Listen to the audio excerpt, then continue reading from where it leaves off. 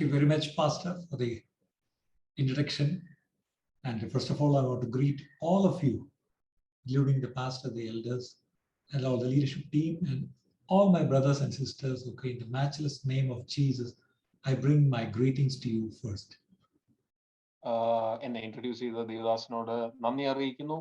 അതിനോടൊപ്പം തന്നെ നിങ്ങളോട് എല്ലാവരോടുമുള്ള യേശു ക്രിസ്തുവിന്റെ നിസ്തുല്യ നാമത്തിലുള്ള എൻ്റെ സ്നേഹവന്ദനങ്ങളെ ഈ സമയത്ത് അറിയിക്കും. I know that this evening we have gathered to learn the word of God. It's so easy for pastors like us to preach the word of God. But when it comes to teach the word of God, we don't have any problem in teaching, okay? But many people don't show much interest in learning the word of God. എനിക്കറിയാം നമ്മളെല്ലാവരും ഇന്ന് കടന്നു വന്നിരിക്കുന്നത് ദൈവവചനം പഠിക്കുവാനാണ്.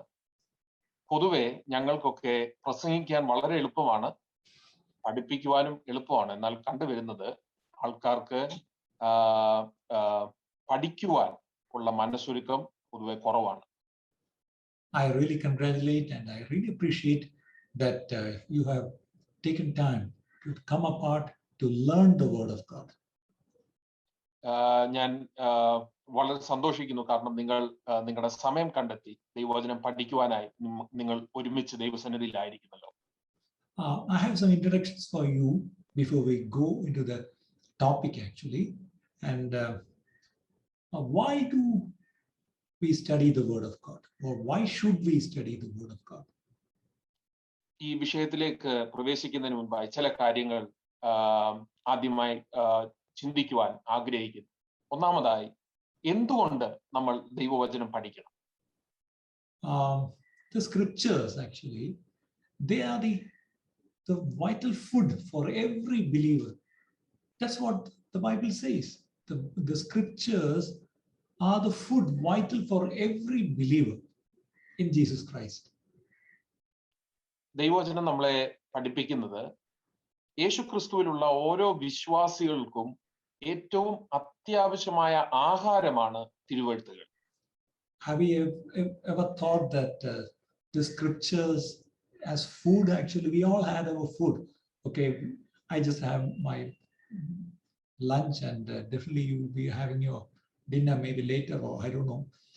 And we are very, very particular that we will have our food, and that is 3 times or 4 times. Okay, it depends. Okay, we will definitely have our food on time. നമ്മളെല്ലാവരും ആഹാരം കഴിക്കുന്നവരാണ്. അതും 3 നേരം അല്ലെങ്കിൽ 4 നേരം നിർബന്ധമായി അതിന്റെ സമയത്ത് കഴിക്കണം എന്നും നമ്മൾ ആഗ്രഹിക്കുന്നവരാണ്. എന്നാൽ അതേ നിലയിൽ ദൈവവചനം നമ്മുടെ ആഹാരമായി നമുക്ക് മനസ്സിലാക്കുവാനും അനുഭവിക്കുവാനും കഴിഞ്ഞിട്ടുണ്ടോ? I'll read 1 or 2 verses for you. Job chapter 23. Job chapter 23 and verse 12. It says, I have not gone back from the commandment of his lips. I have treasured up the words of his mouth more than my necessary food. I have treasured up the words of his mouth more than my necessary food. അവന്റെ വായിലെ വചനങ്ങളെ എന്റെ ആഹാരത്തെക്കാൾ സൂക്ഷിച്ചിരിക്കുന്നു. That's what it says in Malayalam. യോബിന്റെ പുസ്തകം 23-ാം അധ്യായം 12-ാമത്തെ വാക്യമാണ്. ദൈവസന്നിധിയിൽ ആരെങ്കിലും ഒരാൾക്ക് അൺമ്യൂട്ട് ചെയ്തത് വായിക്കും.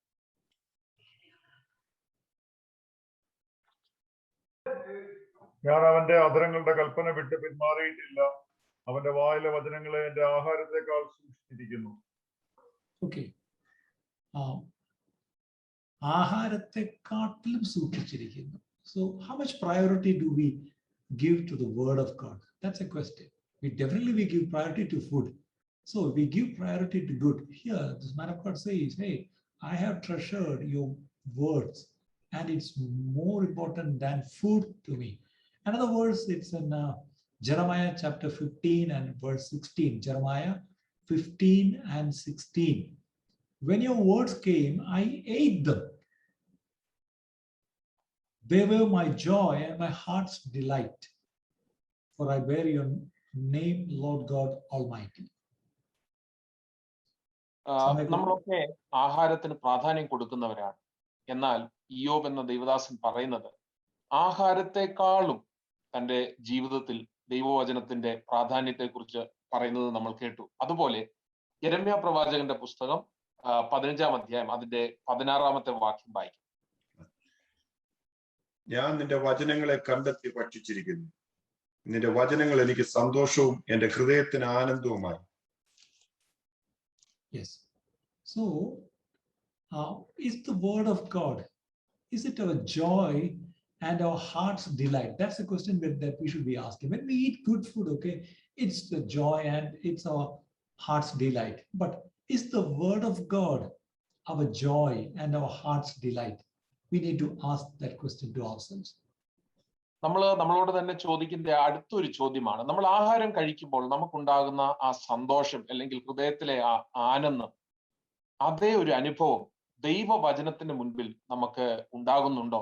ദൈവവചനം യഥാർത്ഥമായി നമ്മുടെ സന്തോഷവും ഹൃദയത്തിന്റെ ആനന്ദവുമായി മാറുന്നുണ്ടോ എന്ന് നമ്മളോട് ചോദിക്കേണ്ടതായിരിക്കും. Again, in Matthew 4:4, we know the verse which Jesus said, "Man shall not live on bread alone, but on every word that comes from the mouth of God." മനുഷ്യൻ അപ്പം കൊണ്ട് മാത്രമല്ല ദൈവത്തിന്റെ വായിൽ കൂടി വരുന്ന സകല വചനവും കൊണ്ട് ജീവിക്കുന്നു. Actually, this is Jesus quoting the word. So, bread is needed, but more than bread, to live, we need the word of God, which comes from the mouth of God. Mathai സുവിശേഷം 4-ാം അധ്യായം 4-ാമത്തെ വാക്യത്തിൽ യേശു കർത്താവ് പറയുന്ന വാക്കുകൾ നമ്മൾ അറിയുന്നുവല്ലോ. മനുഷ്യൻ അപ്പം കൊണ്ട് മാത്രമല്ല ദൈവത്തിന്റെ വായിൽ നിന്ന് വരുന്ന സകല വചനം കൊണ്ടും ജീവിക്കും. ഇവിടെയും നമ്മൾ കാണുന്നത് ആഹാരത്തെക്കാളും ഉപരിയായി മനുഷ്യന് ഏറ്റവും അത്യാവശ്യമാണ് ദൈവത്തിന്റെ വായിൽ നിന്ന് പുറപ്പെടുന്ന തന്റെ വചനം. Again, when we study the word of God, actually, what happens actually, it definitely causes spiritual growth. Nowadays, when we look at the church, we don't see not the church growing, the people in the church, we believers, we are not growing spiritually. ദൈവവചനം നമ്മൾ ശ്രദ്ധിക്കുമ്പോൾ നമ്മൾ കാണുന്നത് ഒന്നാണ്, ദൈവവചനം പഠിക്കുന്നതിലൂടെയാണ് ആത്മീയ വളർച്ച ഉണ്ടാകുന്നത്. പല സഭകളും നമ്മൾ ശ്രദ്ധിക്കുമ്പോൾ സഭകൾ വളരുന്നുണ്ട്, എങ്കിലും സഭയിലെ വിശ്വാസികൾക്ക് വേണ്ടും പോലെ ആത്മീയ വളർച്ച ഇല്ലാതിരിക്കുന്നത് നമ്മൾ കാണുവാൻ കഴിയും. So in Acts chapter 20 and verse 32, Acts chapter 20 and verse 32, there the apostle says, "Now I commit you to God and to the word of his grace." I commit you to God and the word of his grace, which can build you up. Which can build you up. So what's built us up? It's the word of God. അപ്പോസ്തല പ്രവൃത്തിയുടെ പുസ്തകം 20-ാം അധ്യായത്തിന്റെ 32-ാമത്തെ വാക്യത്തിൽ അപ്പോസ്തലനായ പൗലോസ് പറയുന്ന വാക്ക് നമ്മൾ കാണുന്നു, നിങ്ങൾക്ക് ആത്മീയ വർധനവും സകല വിശുദ്ധന്മാരോടുകൂടെ അവകാശവും തരുവാൻ കഴിയുന്ന ദൈവത്തിലും അവന്റെ കൃപയുടെ വചനത്തിലും ഞാൻ നിങ്ങളെ ഭരമേൽപ്പിക്കും. Yeah, Apostle Peter says in 1 Peter 2:2, he says, like newborn babies craves pure spiritual milk. Pure spiritual milk. What is it? It's again the word of God. 1 പത്രോസ് 2:2 നമ്മൾ കാണുന്നത് അപ്പോസ്തലൻ പറയുന്നത്, നമ്മൾ ഏറ്റവും അധികമായി വാഞ്ചിക്കേണ്ടത് നിർമ്മലമായ യാതൊരു മായവുമില്ലാത്ത ആത്മീയ പാലായ ദൈവവചനമാണ് എന്ന് അപ്പോസ്തലൻ നമ്മളെ ഓർമ്മിപ്പിക്കും. Again, Paul says in Ephesians 4:14, and again when he talks to Timothy, he says it protects us from lies and deception. Lies, okay, lies of the enemy and deception, vanjana. എഫെസ്യ ലേഖനം 4-ാം അധ്യായത്തിലും പിന്നീട് അപ്പോസ്തലനായ പൗലോസ് തിമോത്തിയോസിന് എഴുതുമ്പോഴും പറയുന്നത്, ദൈവവചനം നമ്മളെ ശത്രുവിന്റെ സകലവിധമാകുന്ന വഞ്ചനയിൽ നിന്നും നുണയിൽ നിന്നും നമ്മളെ കാത്തു സൂക്ഷിക്കും എന്നാണ്. And the word of God alone can bring stability in the midst of storms of life. Definitely we'll have storms of life, okay? And if we need stability during such occasions, we need the word of God inside us. നമ്മുടെ ജീവിതത്തിൽ ഉയർന്നു വരുന്ന വൻ പ്രശ്നങ്ങളുടെ നടുവിൽ നമുക്ക് സ്ഥിരത നൽകുന്നത് ദൈവവചനമാണ്. ആ വിധമായ പ്രശ്നങ്ങൾ നമുക്ക് ഒഴിവാക്കുവാൻ കഴിയുന്നതല്ല, എന്നാൽ അതിന്റെ നടുവിൽ നമ്മളെ പിടിച്ചു നിർത്തുന്നത് ദൈവവചനമാണ്. Again, Paul, when he writes to Timothy in 2 Timothy 2:15, he says, it enables us to be approved before God. If we need God's approval, we need the word of God. രണ്ട് തീമോത്തിയോസ് 2:15 അപ്പോസ്തലൻ പൗലോസ് തീമോത്തിയോസിനെ ഓർമ്മിപ്പിക്കുന്നത് ദൈവത്തിന്റെ മുന്നിൽ ദൈവത്തിന്റെ സ്വീകാരം ലഭിക്കുന്നത് ദൈവവചനത്തിലൂടെയാണ്. Again in 2 Timothy 3:16 and 17. 2 Timothy 3:16 and 17. Again, Paul goes on writing, all scripture is God-breathed and is useful for teaching, rebuking, correcting, and training in righteousness, so that the servant of God may be thoroughly equipped for every good work. Thoroughly equipped for every good 2 work. Timotheos 3:16-17 വാക്യങ്ങൾ വായിക്കാം.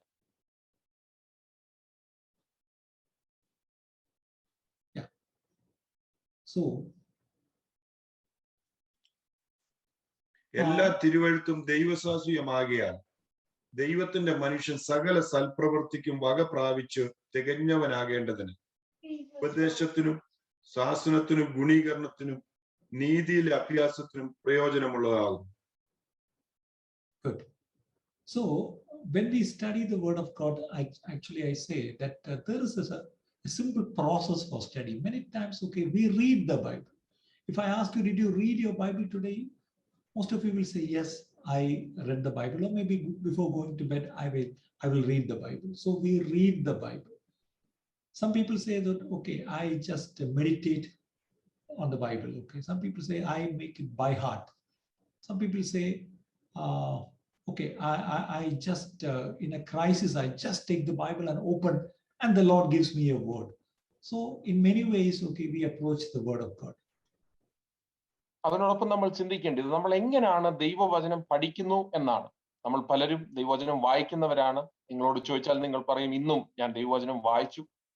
മറ്റു ചിലർ പറയുന്നത് ഞാൻ ദൈവവചനം ധ്യാനിച്ചു എന്നാണ്.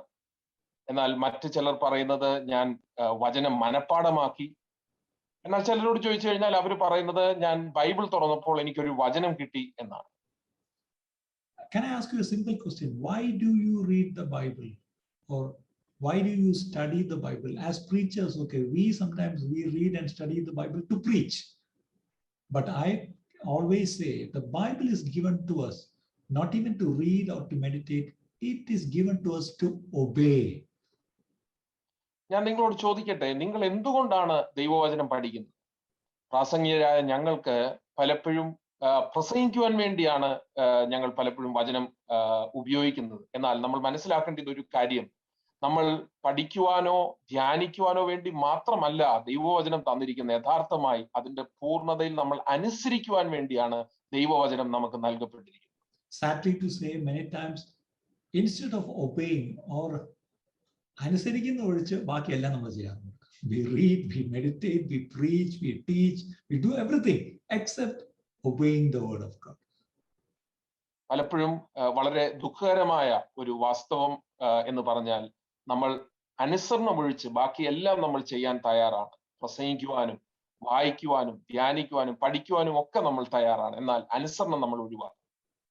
So today before we go to the word of God, I'll just give you a process for study. Okay, there are 3 steps to follow. That's what I would say. How to when you study the word, please keep this in mind. അതുകൊണ്ട് ഇന്നത്തെ വിഷയത്തിലേക്ക് പ്രവേശിക്കുന്നതിന് മുൻപായി ദൈവവചനം പഠിക്കുന്ന 3 സ്റ്റെപ്പുകൾ ഞാൻ നിങ്ങൾക്ക് പറഞ്ഞു തരുവാൻ ആഗ്രഹിക്കുന്നു, എങ്ങനെ ദൈവവചനം പഠിക്കണം എന്നുള്ളത്. Whenever you take your Bible, okay, you open and read a passage or a chapter or a particular book or whatever, what you do is actually, the first process is observation. I call it observation. Nirekshanam, we can say that. നിങ്ങൾ ദൈവവചനം തുറന്ന് ഒരു വേദഭാഗം വായിക്കുമ്പോൾ നിങ്ങൾ ആദ്യം ചെയ്യേണ്ടത് നിരീക്ഷിക്കുക എന്നതാണ്. Otherwise, just discover what the passage says. That's all. What the passage says. ആ ഒരു വേദഭാഗം എന്ത് പറയുന്നു എന്ന് മാത്രം ആദ്യം ശ്രദ്ധിക്കുക. Always when you read the Bible and you observe the passage, try to ask some questions to yourself. Okay, constantly keep asking these questions. Okay, who, what, when, where, why, how. അത് തർജ്ജമയുടെ ആവശ്യമില്ല അല്ലെ. നമ്മൾ എപ്പോഴും ഒരു വേദപുസ്തകം ഒരു ഭാഗം വായിക്കുമ്പോൾ ഇത് ആരാണ് എഴുതിയത്, ഇത് എന്താണ് എഴുതിയിരിക്കുന്നത്, ഇത് എവിടെയാണിത്, ഇത് എന്നാണ് ഇത് എഴുതിയിരിക്കുന്നത്, എന്തുകൊണ്ട് എഴുതിയിരിക്കുന്നു, അല്ലെങ്കിൽ എന്തുകൊണ്ട് എഴുതിയിരിക്കുന്നു? ഇങ്ങനെയുള്ള ചോദ്യങ്ങൾ നമ്മൾ എപ്പോഴും നമ്മൾ വചനം വായിച്ച് നിരീക്ഷിച്ച് മനസ്സിലാക്കാനും പഠിക്കാനും ധ്യാനിക്കാനും ശ്രമിക്കുമ്പോൾ the first step is observation. Okay, so when I can just go to that questions again. Who is speaking? First thing which has to come to our mind is who is speaking? Who is this about? Who are the main characters? Who is being spoken to? ആദ്യമായി നമ്മൾ ചോദിക്കേണ്ടതായ ഒരു ചോദ്യമാണ്, നമ്മൾ വായിക്കുന്ന ഈ വേദഭാഗം ആരാണ് സംസാരിക്കുന്നത്? ഇതാരെ കുറിച്ചാണ് എഴുതിയിരിക്കുന്നത്? ഇതിലെ പ്രധാനപ്പെട്ട കഥാപാത്രങ്ങൾ ആരാണ്? Yes. What is the subject or what is the event? Okay, covered in the chapter. ആ ഒരു അധ്യായത്തിൽ നമ്മൾ കാണുന്ന വിഷയം എന്താണ്, അല്ലെങ്കിൽ അവിടെ നടക്കുന്ന പ്രത്യേക സംഭവം എന്താണ്? Or what are the instructions given there? അല്ലെങ്കിൽ അവിടെ നൽകിയിരിക്കുന്ന ആ കൽപ്പനകൾ അല്ലെങ്കിൽ നിർദ്ദേശങ്ങൾ എന്താണ്? Or if it is about some events, okay, when will these events occur? Especially when you go to Revelation, a lot of events are there. When is it going to happen? ആ അധ്യായത്തിൽ നിങ്ങൾ ചില സംഭവങ്ങളാണ് വായിക്കുന്നതെങ്കിൽ ഇത് എപ്പോൾ സംഭവിക്കും? പ്രത്യേകിച്ച് വെളിപ്പാട് പുസ്തകത്തിൽ നമ്മൾ കാണുന്ന സംഭവങ്ങളൊക്കെ എപ്പോൾ സംഭവിക്കും എന്ന ചോദ്യം നമ്മുടെ മനസ്സിൽ വരണം. Sometimes, okay, when did this happen? That also is a question. When did this happen? Did it really happen somewhere in history? ചിലപ്പോഴൊക്കെ ചില സംഭവങ്ങൾ നമ്മൾ വായിക്കുമ്പോൾ നമ്മൾ ചിന്തിക്കേണ്ടത് ചരിത്രത്തിൽ എപ്പോഴാണ് ഇത് ശരിക്കും സംഭവിച്ചത്? Or even we can ask, why is something being said or mentioned? Why is it mentioned? Why will this happen? ചിലപ്പോഴൊക്കെ നമുക്ക് ഇങ്ങനെ ചോദിക്കാം, ഇത് എന്തുകൊണ്ട് ഇങ്ങനെ രേഖപ്പെടുത്തിയിരിക്കുന്നു, അല്ലെങ്കിൽ ഇത് എന്തുകൊണ്ട് ഇങ്ങനെ സംഭവിച്ചു, അല്ലെങ്കിൽ എന്തുകൊണ്ട് ഇങ്ങനെ സംഭവിക്കും? How will it happen? How is it to be done? These are the questions which should be coming into our heart. ഇതെങ്ങനെ സംഭവിക്കും, അല്ലെങ്കിൽ ഇതെങ്ങനെ ഞാൻ ചെയ്യണം? ഈ വിധമാകുന്ന ചോദ്യങ്ങളാണ് നമ്മുടെ ഹൃദയത്തിൽ വരേണ്ടത്. So the first process was observation. Observation is the first process, I said. The second process is interpretation, വ്യാഖ്യാനം, interpretation. രണ്ടാമത്തെ പടിയാണ് വ്യാഖ്യാനം എന്നത്. So what does that mean? Okay, first we find out what does the passage say. Second, interpretation, what does the passage mean? What does it mean? When you read a passage, okay, always ask this question, what does it mean? ആദ്യം നമ്മൾ നിരീക്ഷിക്കുമ്പോൾ ആ വേദഭാഗം എന്ത് പറയുന്നു എന്നാണ് നമ്മൾ നോക്കുന്നത്. രണ്ടാമതായി അത് വ്യാഖ്യാനിക്കുമ്പോൾ നമ്മൾ ചോദിക്കുന്നത് ഈ വേദഭാഗത്തിന്റെ അർത്ഥം എന്താണ്? Yeah, you should always remember that to interpret verses, always interpret based on the context of the words.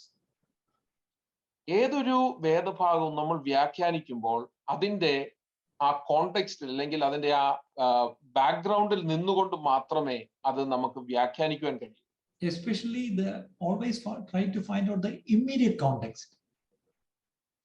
പ്രത്യേകിച്ച് നമ്മൾ മനസ്സിലാക്കുവാൻ ശ്രമിക്കേണ്ടത് അതിന്റെ ഏറ്റവും അടുത്തുള്ള അതിന്റെ അവിടെ നടക്കുന്ന സംഭവത്തിന്റെ ആ ബാക്ക്ഗ്രൗണ്ട് അല്ലെങ്കിൽ കോണ്ടെക്സ്റ്റ് ആണ് നമ്മൾ മനസ്സിലാക്കുവാൻ ശ്രമിക്കുന്നത്. How to find that? Just read the words above or below. You will understand the immediate context of that verse. അതെങ്ങനെ നമുക്ക് ചെയ്യുവാൻ കഴിയും? തൊട്ട് മേളിലുള്ള അല്ലെങ്കിൽ താഴെയുള്ള വാക്യങ്ങൾ നമ്മൾ ചേർത്ത് വായിക്കുമ്പോൾ ആ ബാക്ക്ഗ്രൗണ്ട് എന്താണെന്ന് നമുക്ക് മനസ്സിലാകും.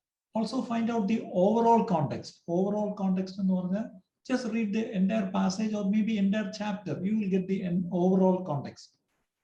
എന്നാൽ ആ വേദഭാഗത്തിലെ പൊതുവായ അല്ലെങ്കിൽ മുഴുവനെയുള്ള ആ ബാക്ക്ഗ്രൗണ്ട് മനസ്സിലാക്കുവാൻ ആ അധ്യായം മുഴുവനായി വായിക്കുമ്പോൾ ഒക്കെ നമുക്കത് മനസ്സിലാകുവാൻ കഴിയും. Sometimes, okay, you may even have to think about the ultimate context of it. Okay, why is it and what will happen when all these, you may have to read the entire book, okay. Sometimes then only you will get an ultimate context of it. ചില വേദഭാഗങ്ങൾ വായിക്കുമ്പോൾ അതിന്റെ ഏറ്റവും അന്തിമമായ ആ ഉദ്ദേശം അല്ലെങ്കിൽ ആ context background എന്താണെന്ന് നമ്മൾ മനസ്സിലാക്കുവാൻ ശ്രമിക്കേണ്ടി വരും. അത് ചെയ്യുവാൻ ചിലപ്പോൾ ആ പുസ്തകം മുഴുവനായി നമ്മൾ വായിക്കേണ്ടി വരും. Honestly speaking, what I am teaching this is honestly speaking boring. Okay, it will not be very interesting. Okay, but these are some basic fundamental things which every believer should know. When we read the Bible, we all read the Bible. Just for namesake, don't read the Bible. Be very good students of the Word of God. That's what I am encouraging you to do. Okay, number one was actually Observation. Number 2 was interpretation.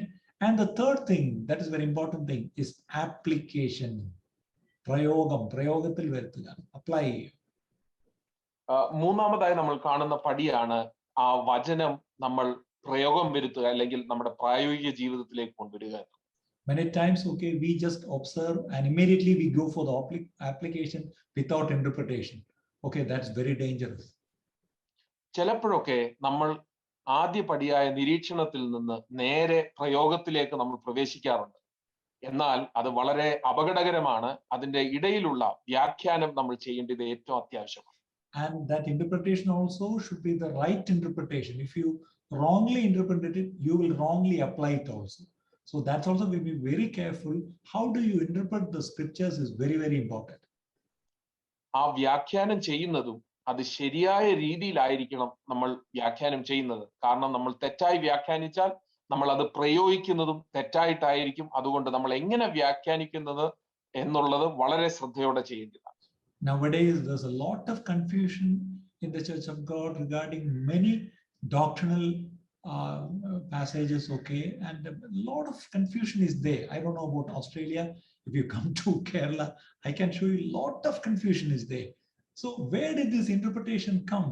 This is why I say it is very important to study the word and to interpret the word correctly by the help of the Holy Spirit.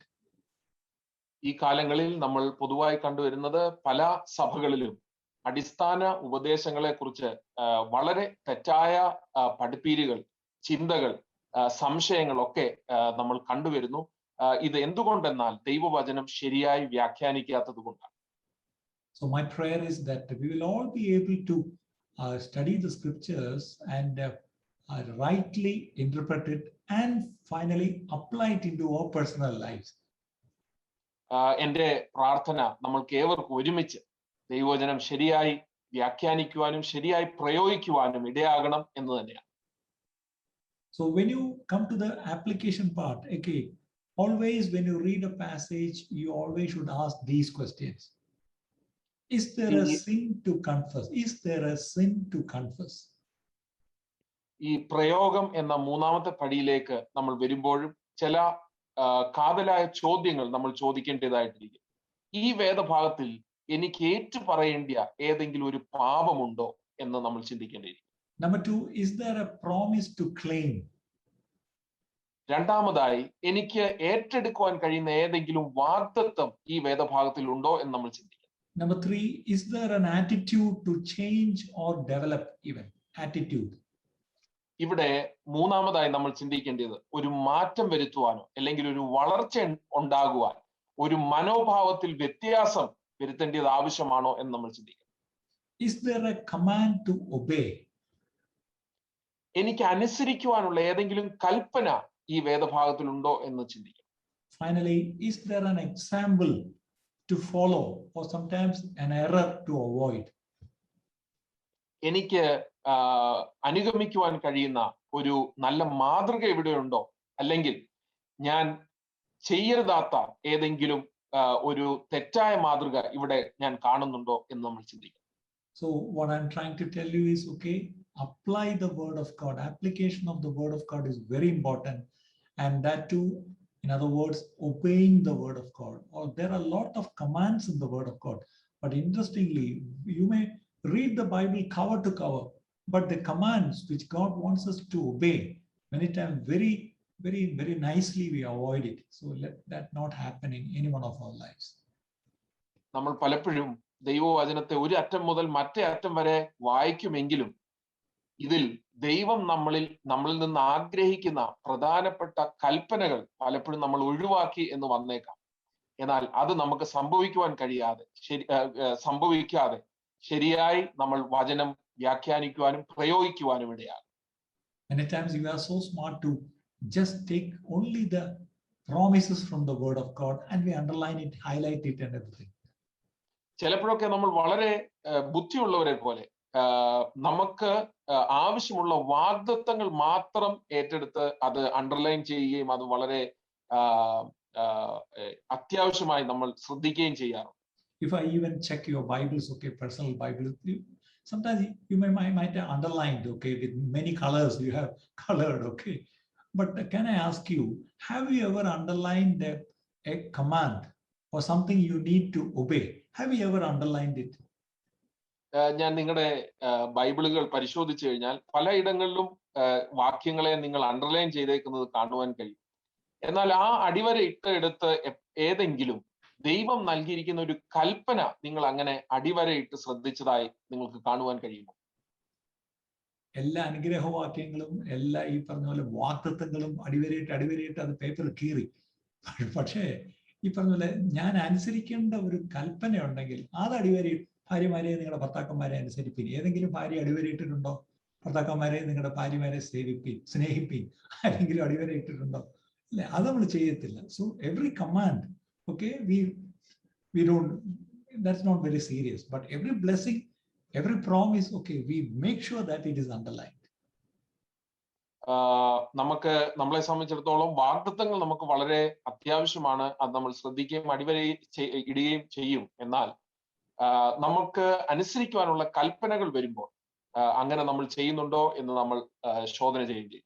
So this evening, can we just in our prayers, okay, please make a prayer like this: Lord, help me to obey your word of God. ഇന്ന് നമ്മൾ ദൈവവചനത്തിന് മുൻപിലായിരിക്കുമ്പോൾ ഇങ്ങനെ പ്രാർത്ഥിക്കാം: കർത്താവേ, ദൈവവചനത്തെ പൂർണ്ണമായി അനുസരിക്കുവാൻ എന്നെ സഹായിക്കും. I'm sure that these 3 days of Bible study may bring you a lot of information, but honestly speaking, information is for here, but it has to come 1 feet down to my heart here so that there will happen transformation. എനിക്കറിയാം ഈ 3 ദിവസത്തെ Bible സ്റ്റഡിയിൽ നിങ്ങൾക്ക് അനേക അറിവുകൾ കിട്ടും. അത് നിങ്ങളുടെ ബുദ്ധിക്കുള്ളതാണ്. എന്നാൽ ആ ബുദ്ധിയിൽ നിന്ന് താഴേക്ക് നിങ്ങളുടെ ഹൃദയത്തിലേക്ക് ആ വചനങ്ങൾ ഇറങ്ങുവാൻ ഇടയാകും. So your prayer should be, Lord, let your word bring transformation in my life.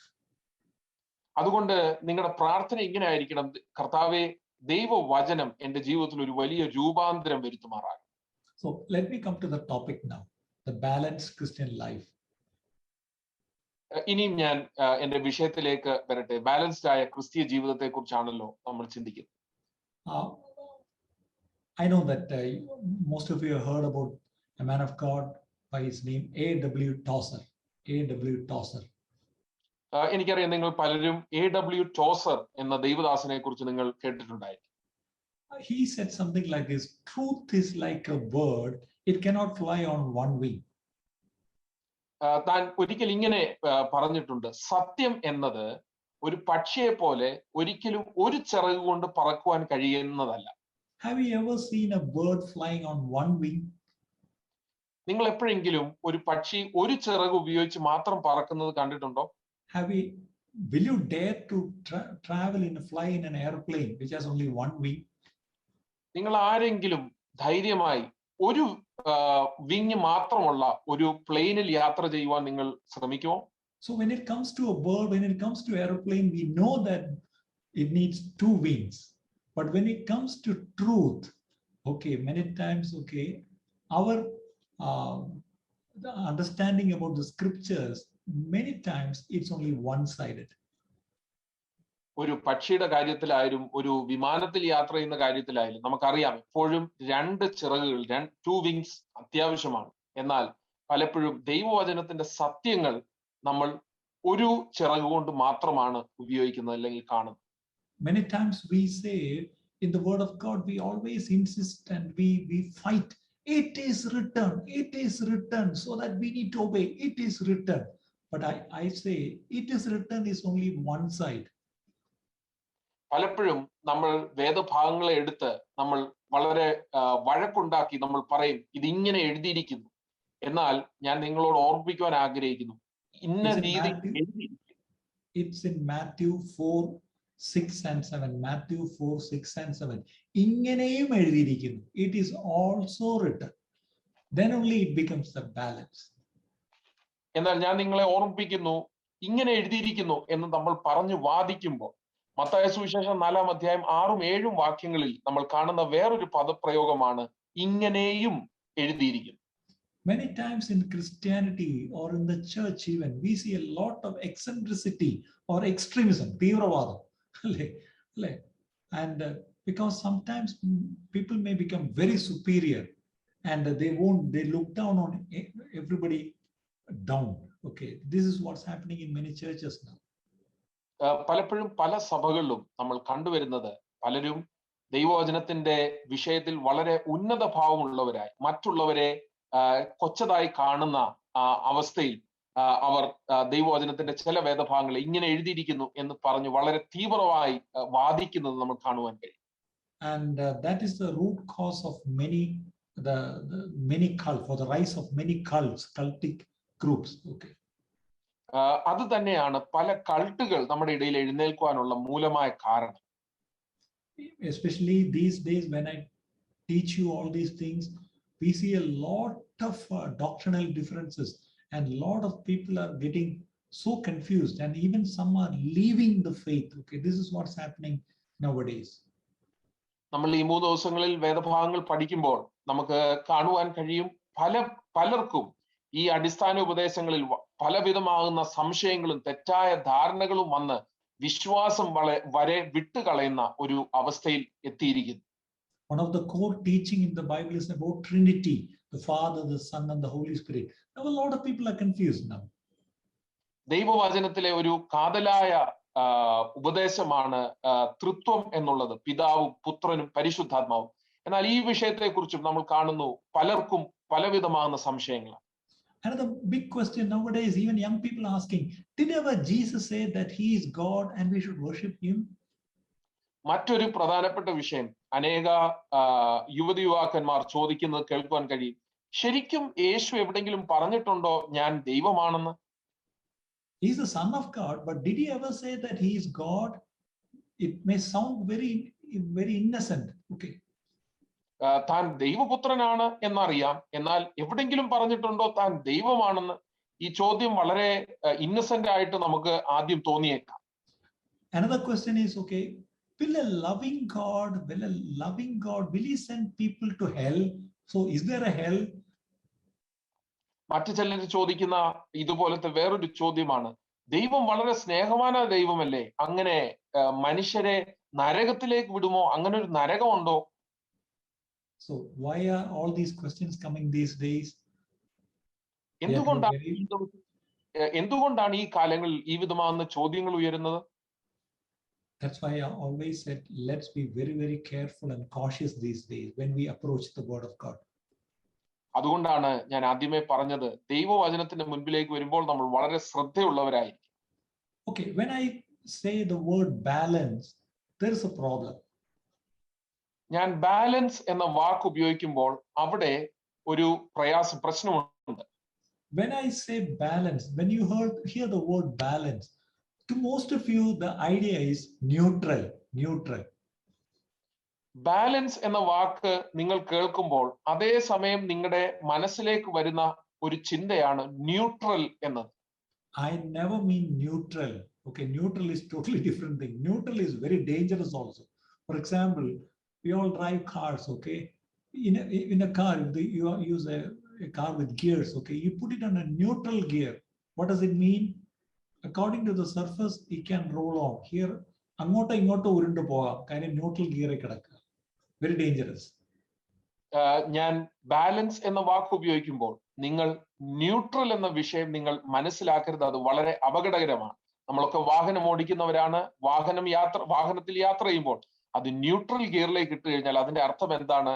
ആ പോകുന്ന റോഡ് അനുസരിച്ച്, അതിന്റെ വളവും തിരിവും അനുസരിച്ച് വണ്ടി ഈ വശത്തോട്ടോ ആ വശത്തോട്ടോ അത് മറിഞ്ഞു പോകുവാൻ സാധ്യതയുണ്ട്. അത് ന്യൂട്രൽ ആകുക എന്ന് പറയുന്നത് വളരെ അപകടകരമായ ഒരു അവസ്ഥയാണ്. വശത്തോട്ടല്ല, അത് റോഡിന്റെ പ്രതലം അനുസരിച്ച് മുന്നോട്ടോ പുറകോട്ടോ ഉരുളും, അത്രയേ ഉള്ളൂ കാര്യം. അതിന് ഇതില്ല, അത് ന്യൂട്രൽ ഗിയറിൽ കിടക്കുക, അത് അങ്ങോട്ടും ഇങ്ങോട്ട് ഉരുണ്ടു പോകും, അതാ പ്രശ്നം.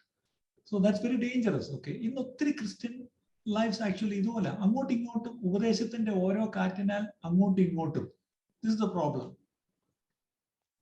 അപ്പം അതിനകത്ത് ഉള്ളൊരു again the Revelation, there is a beautiful words when it writing to the 7 churches, nor hot nor cold. ഉഷ്ണവാനുമല്ല ശീതവാനുമല്ല. What does that mean? അപ്പൊ ഇതാണ് ഈ ന്യൂട്രൽ ഉള്ള കുഴപ്പം. പക്ഷേ ബാലൻസ് എന്ന് പറഞ്ഞാൽ holding both the ends together, രണ്ടറ്റവും ഒരുപോലെ പിടിച്ചു നിർത്തുന്നതാണ് ബാലൻസ് എന്ന് പറഞ്ഞാൽ. അവിടെ ശരിക്കും പറഞ്ഞ ഒരു ക്രിയേറ്റീവ് ടെൻഷൻ ഉണ്ട്. That is it. അത് ഞാൻ പറയാം. ഒരു വാക്യം നമുക്ക്, if you look at the Bible, who was the most balanced person in the Bible എന്ന് ചോദിച്ചാൽ, I would say Jesus was the most balanced person in the Bible. ബൈബിളിൽ നമ്മൾ കാണുന്ന കഥാപാത്രങ്ങളിൽ ഏറ്റവും ബാലൻസ്ഡ് ആയി ജീവിച്ചത് ആരാണ് എന്ന് എന്നോട് ചോദിച്ചു കഴിഞ്ഞാൽ ഞാൻ നിങ്ങളോട് പറയും, അത് മറ്റാരുമല്ല, യേശുക്രിസ്തു തന്നെയാണ്. In the Gospel of Luke in chapter 2 and verse 52, Luke chapter 2 verse 52, it is said about boy Jesus, okay? It is, he grew physically in stature and as well intellectually in wisdom. Can someone read that verse for me? യേശുവോ ജ്ഞാനത്തിലും വളർച്ചയിലും ദൈവത്തിന്റെയും മനുഷ്യരുടെയും കൃപയിലും മുതിർന്നു വന്നു. ജ്ഞാനത്തിലും വളർച്ചയിലും. Okay, വളർച്ച, stature. Okay, ജ്ഞാനത്തിൽ, wisdom, intellectually. So he grew physically and he grew intellectually. Many times, okay, we grow physically, but do we grow spiritually? This is the problem. Do we have the balance there?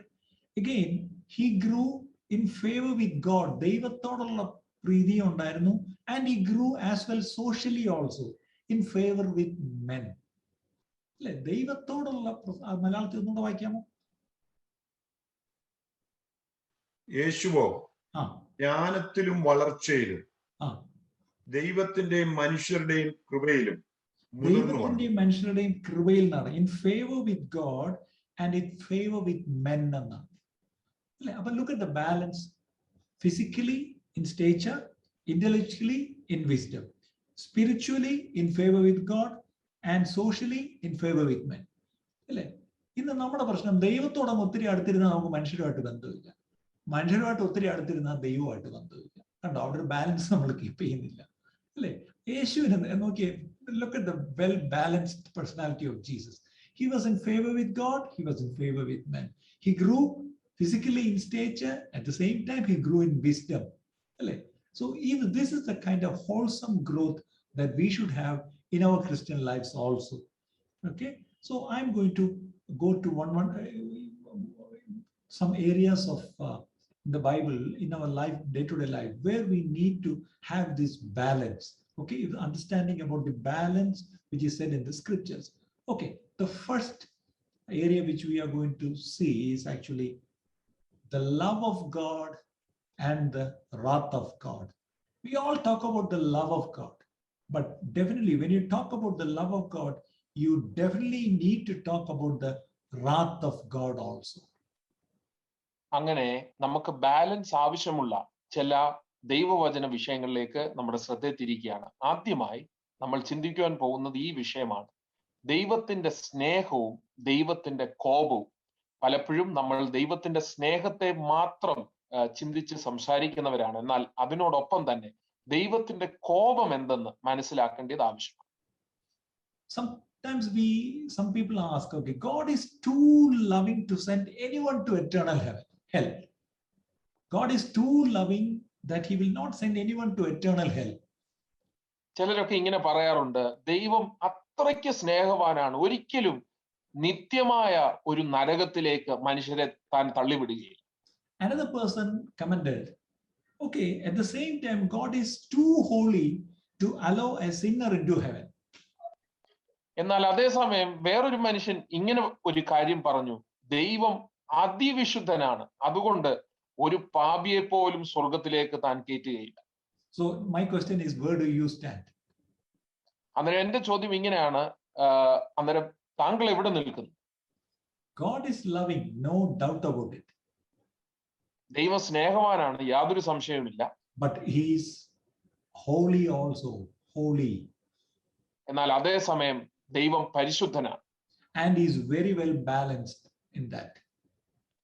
ദൈവം വളരെ balance ഉള്ള ഒരു വ്യക്തിത്വമാണ്. What about our situation now? എന്നാൽ നമ്മുടെ സാഹചര്യം, നമ്മുടെ situation എന്താണ്? If we become too holy, we will lose our love. And if we are too loving, there will be no holy life in us. പലപ്പോഴും നമ്മുടെ ജീവിതത്തിൽ നമ്മൾ വിശുദ്ധിയിൽ വളരെ വളർന്നു കഴിയുമ്പോൾ നമ്മളിൽ ആ സ്നേഹം കാണാതെ വരും. എന്നാൽ മറുവശത്ത് നമ്മൾ സ്നേഹത്തിൽ അങ്ങ് ഒത്തിരി മുന്നോട്ട് പോയി കഴിയുമ്പോൾ പിന്നെ വിശുദ്ധി കാണാതെ വരും. So when we present the gospel to people, how do you present the gospel? അതുകൊണ്ട് നമ്മൾ സുവിശേഷം മറ്റുള്ളവരുടെ മുൻപിൽ നമ്മൾ അറിയിക്കുമ്പോൾ അത് എങ്ങനെയാണ് നമ്മൾ അവരെ അറിയിക്കുന്നത്? Most of you, I know that you are working, okay?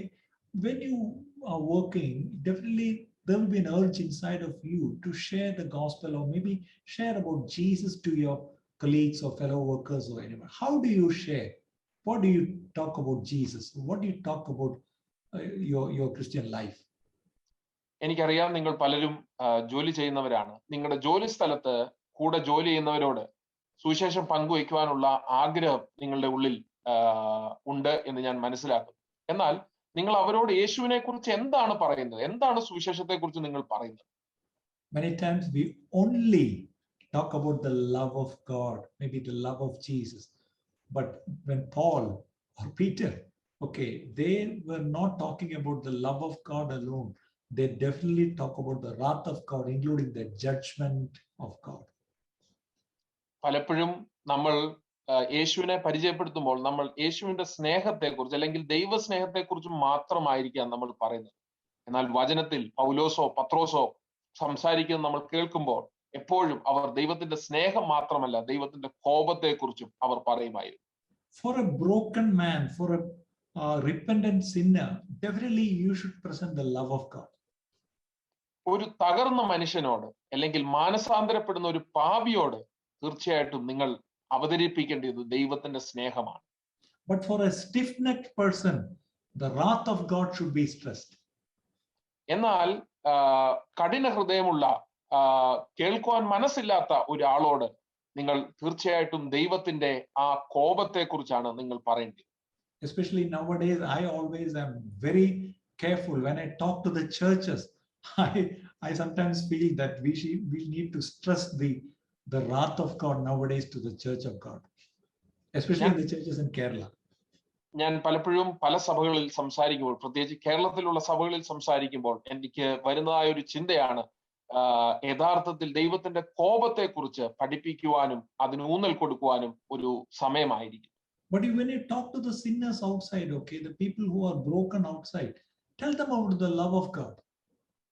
എന്നാൽ പുറത്തുള്ള തകർന്ന ജീവിതങ്ങളോട് നിങ്ങൾ സംസാരിക്കുമ്പോൾ അവരോട് ദൈവത്തിന്റെ സ്നേഹം പരിചയപ്പെടുത്തുക. But don't just close with the love of God, okay? Tell the wrath of God also to them outside. At the same time, to the church inside. Even though I said I will stress on the wrath of God, but definitely I will end up with the love of God. So balance it. That's what I'm trying to tell. Don't be neutral, okay? Hold both the ends together. That is balance.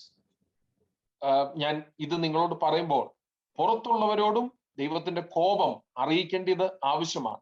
അതേപോലെ ദൈവസഭകളിൽ ഊന്നൽ കൊടുത്ത് ദൈവത്തിന്റെ കോപത്തെ കുറിച്ച് അറിയിക്കുക എന്ന് ഞാൻ പറയുമ്പോൾ അതിൽ ദൈവത്തിന്റെ സ്നേഹവും ഉൾപ്പെടുത്തുവാനുണ്ട്. രണ്ടറ്റങ്ങളും നമ്മൾ ചേർത്ത് വെക്കേണ്ടതാണ്. അങ്ങനെയാണ് നമുക്ക് ബാലൻസ് ആയി ദൈവവചനം പറയുവാൻ കഴിയും. Romans 11:22. Romans, when Paul writes Romans, he says in 11 chapter 22, he says, consider the goodness and severity of God. Goodness and severity. മലയാളത്തിൽ ദൈവത്തിന്റെ ദയയും ഖണ്ഡിതവും കാണുക. ഖണ്ഡിതം എന്നുള്ളൊരു നല്ല വാക്കായിട്ട് തോന്നുന്നില്ല. ഓക്കെ, ഗുഡ്നെസ് ആൻഡ് സിവിയറിറ്റി, അത് രണ്ടും ദൈവത്തിന്റെ സ്വഭാവമാണെന്നുള്ള കാര്യം മറക്കരുത്. So that's why Paul says that. In other words, okay, when Jesus talked about the love of God, we all know that John 3:16 is a golden verse in the Bible. Okay, John 3:16. We all know it by heart. That God so loved the world that whosoever believes in him shall not perish but shall have everlasting life. Everybody knows by heart 3:16. But what about 3:18? Does anyone know 3:18? 3:16 കാണാപ്പാടോ? 3:18 എന്തുവാ?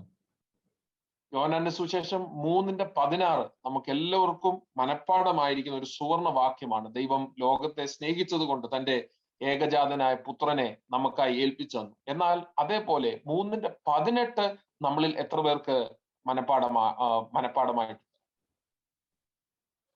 ആരെങ്കിലും 18 കൂടെ വായിച്ചേക്കാം. അവനിൽ വിശ്വസിക്കുന്നവന് ന്യായവിധിയില്ല.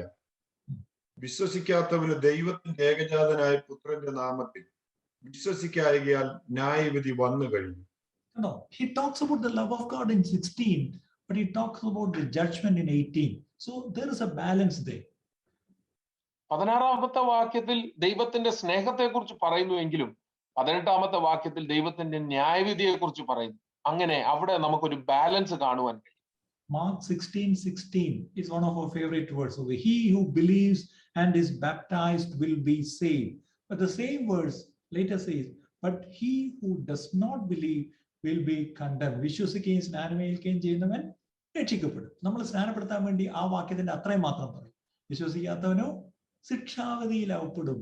അപ്പൊ രക്ഷിക്കപ്പെടുന്ന കാര്യവും ശിക്ഷാവിധിയിലാവപ്പെടുന്ന കാര്യവും രണ്ടും ഒരേ വാക്യത്തിലുണ്ട്. അവിടെ കണ്ടോ, ഒരു പെർഫെക്റ്റ് ബാലൻസ് ആണ് കർത്താവ് അവിടെ പറയുന്നത്. Many times, okay, we have the picture of Christ as the gentle shepherd. Gentle shepherd, അല്ലെ? ആട്ടുകുട്ടിയെ തോളയിൽ ഇങ്ങനെ വെച്ച്, അല്ലെ? As a gentle shepherd. But the same Christ in the Bible, he is the one who went to the temple once actually, and what did he do?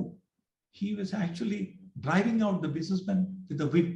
ഒരു ചാട്ടവാറെടുത്ത് എല്ലാത്തിനെയും അടിച്ച് ഓടിക്കുന്ന ഒരു ചിത്രവും ബൈബിളിൽ ഉണ്ടെന്നുള്ള കാര്യം മറക്കരുത്.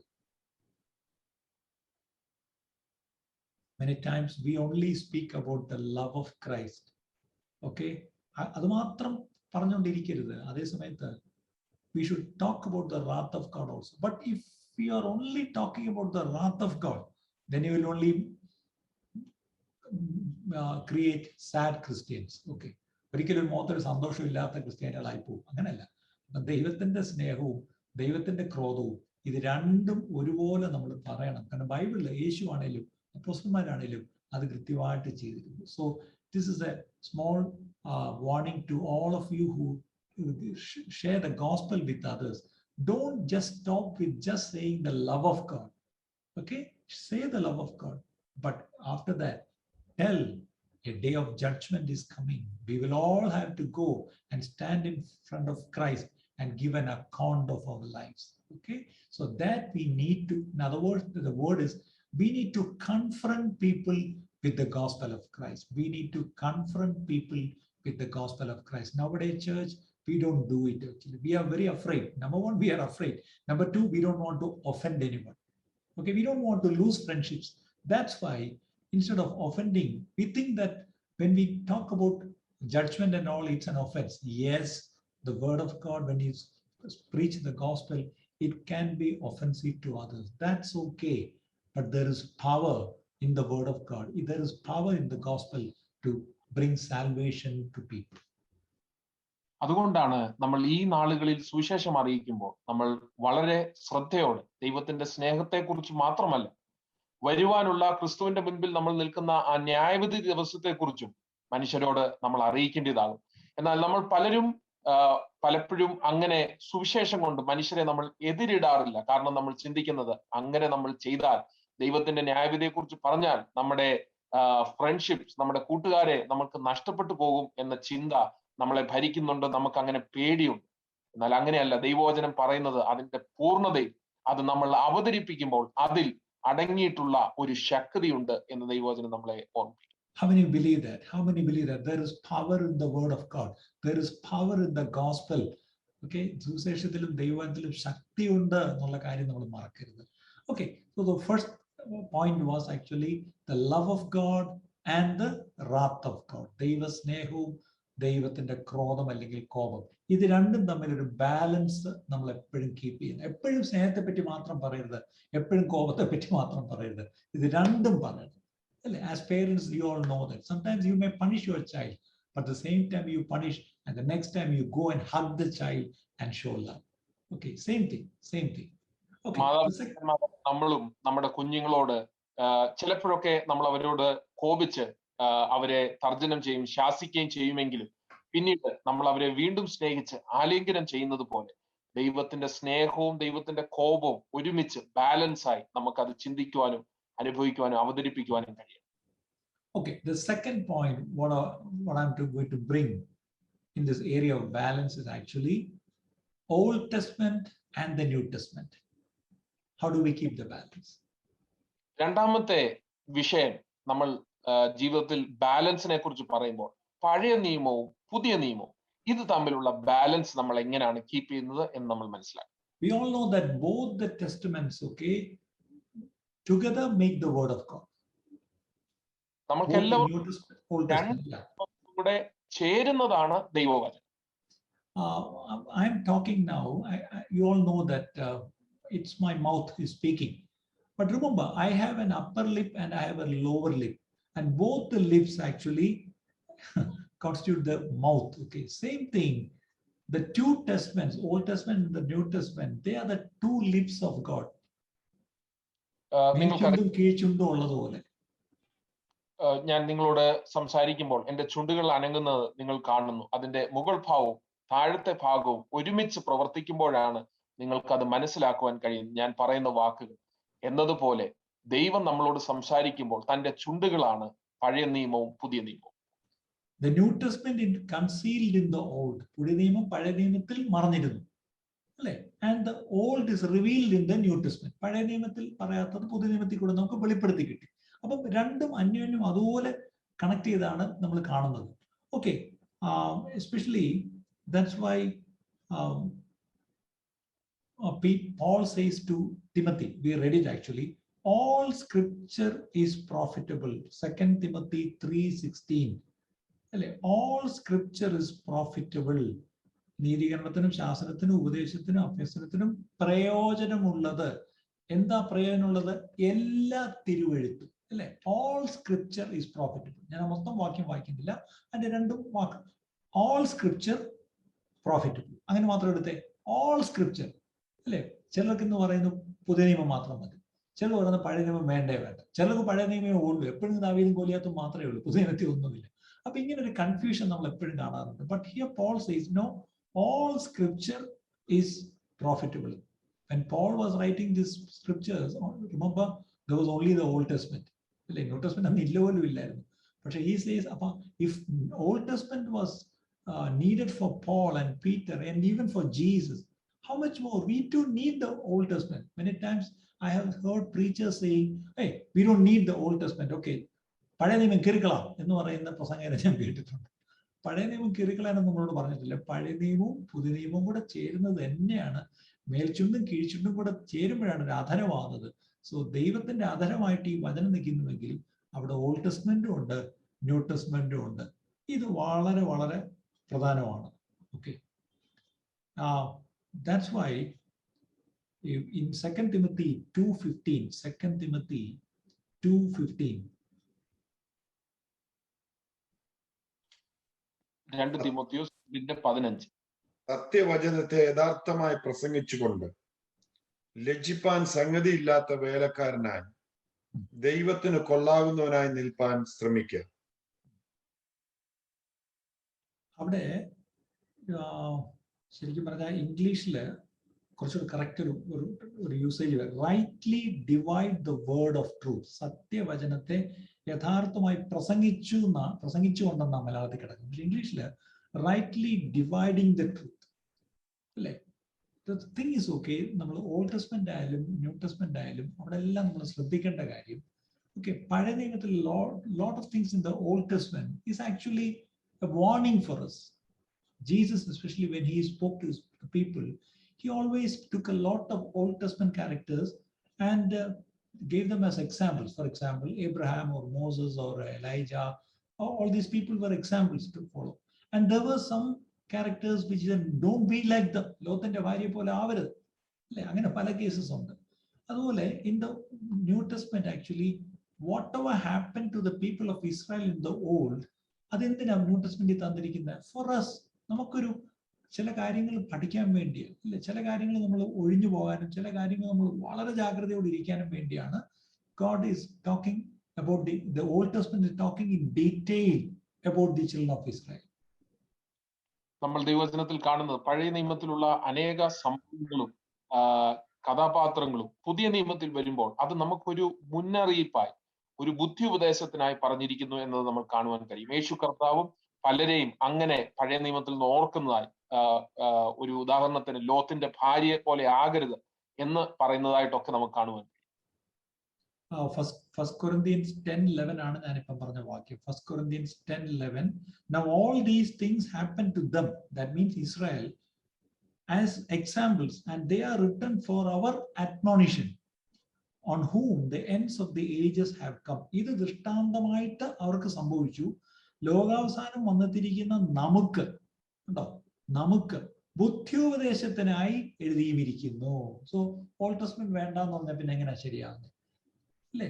നമ്മുടെ ബുദ്ധിയോപദേശത്തിനായിട്ട് ചില കാര്യങ്ങൾ പഴയ നിയമത്തിൽ എഴുതിയിട്ടുണ്ടെങ്കിൽ അത് നമ്മൾ വായിക്കണം, പഠിക്കണം, ധ്യാനിക്കണം, ചിന്തിക്കണം, പ്രസംഗിക്കണം. സോ ആരെങ്കിലും ഇനി പഴയ നിയമം വേണ്ടെന്ന് പറഞ്ഞാൽ നിങ്ങൾ പെട്ടെന്ന് ഈ മേൽച്ചുണ്ടും കീഴ്ച്ചുണ്ടും ഓർത്തോണം. Upper lip and lower lip. Okay, then only okay we can say okay mouth. എന്റെ അധരം എന്ന് പറയണമെങ്കിൽ ഈ മേളത്തെ ഒരു ചുണ്ടും കീഴ് ഏതെങ്കിലും ഒന്നില്ലെങ്കിൽ ആലോചിച്ച് നോക്കിയേ, എന്റെ ശബ്ദം ഇത്രയും ക്ലിയർ ആവുമോ? ആലോചിച്ച് നോക്കിയേ അല്ലേ?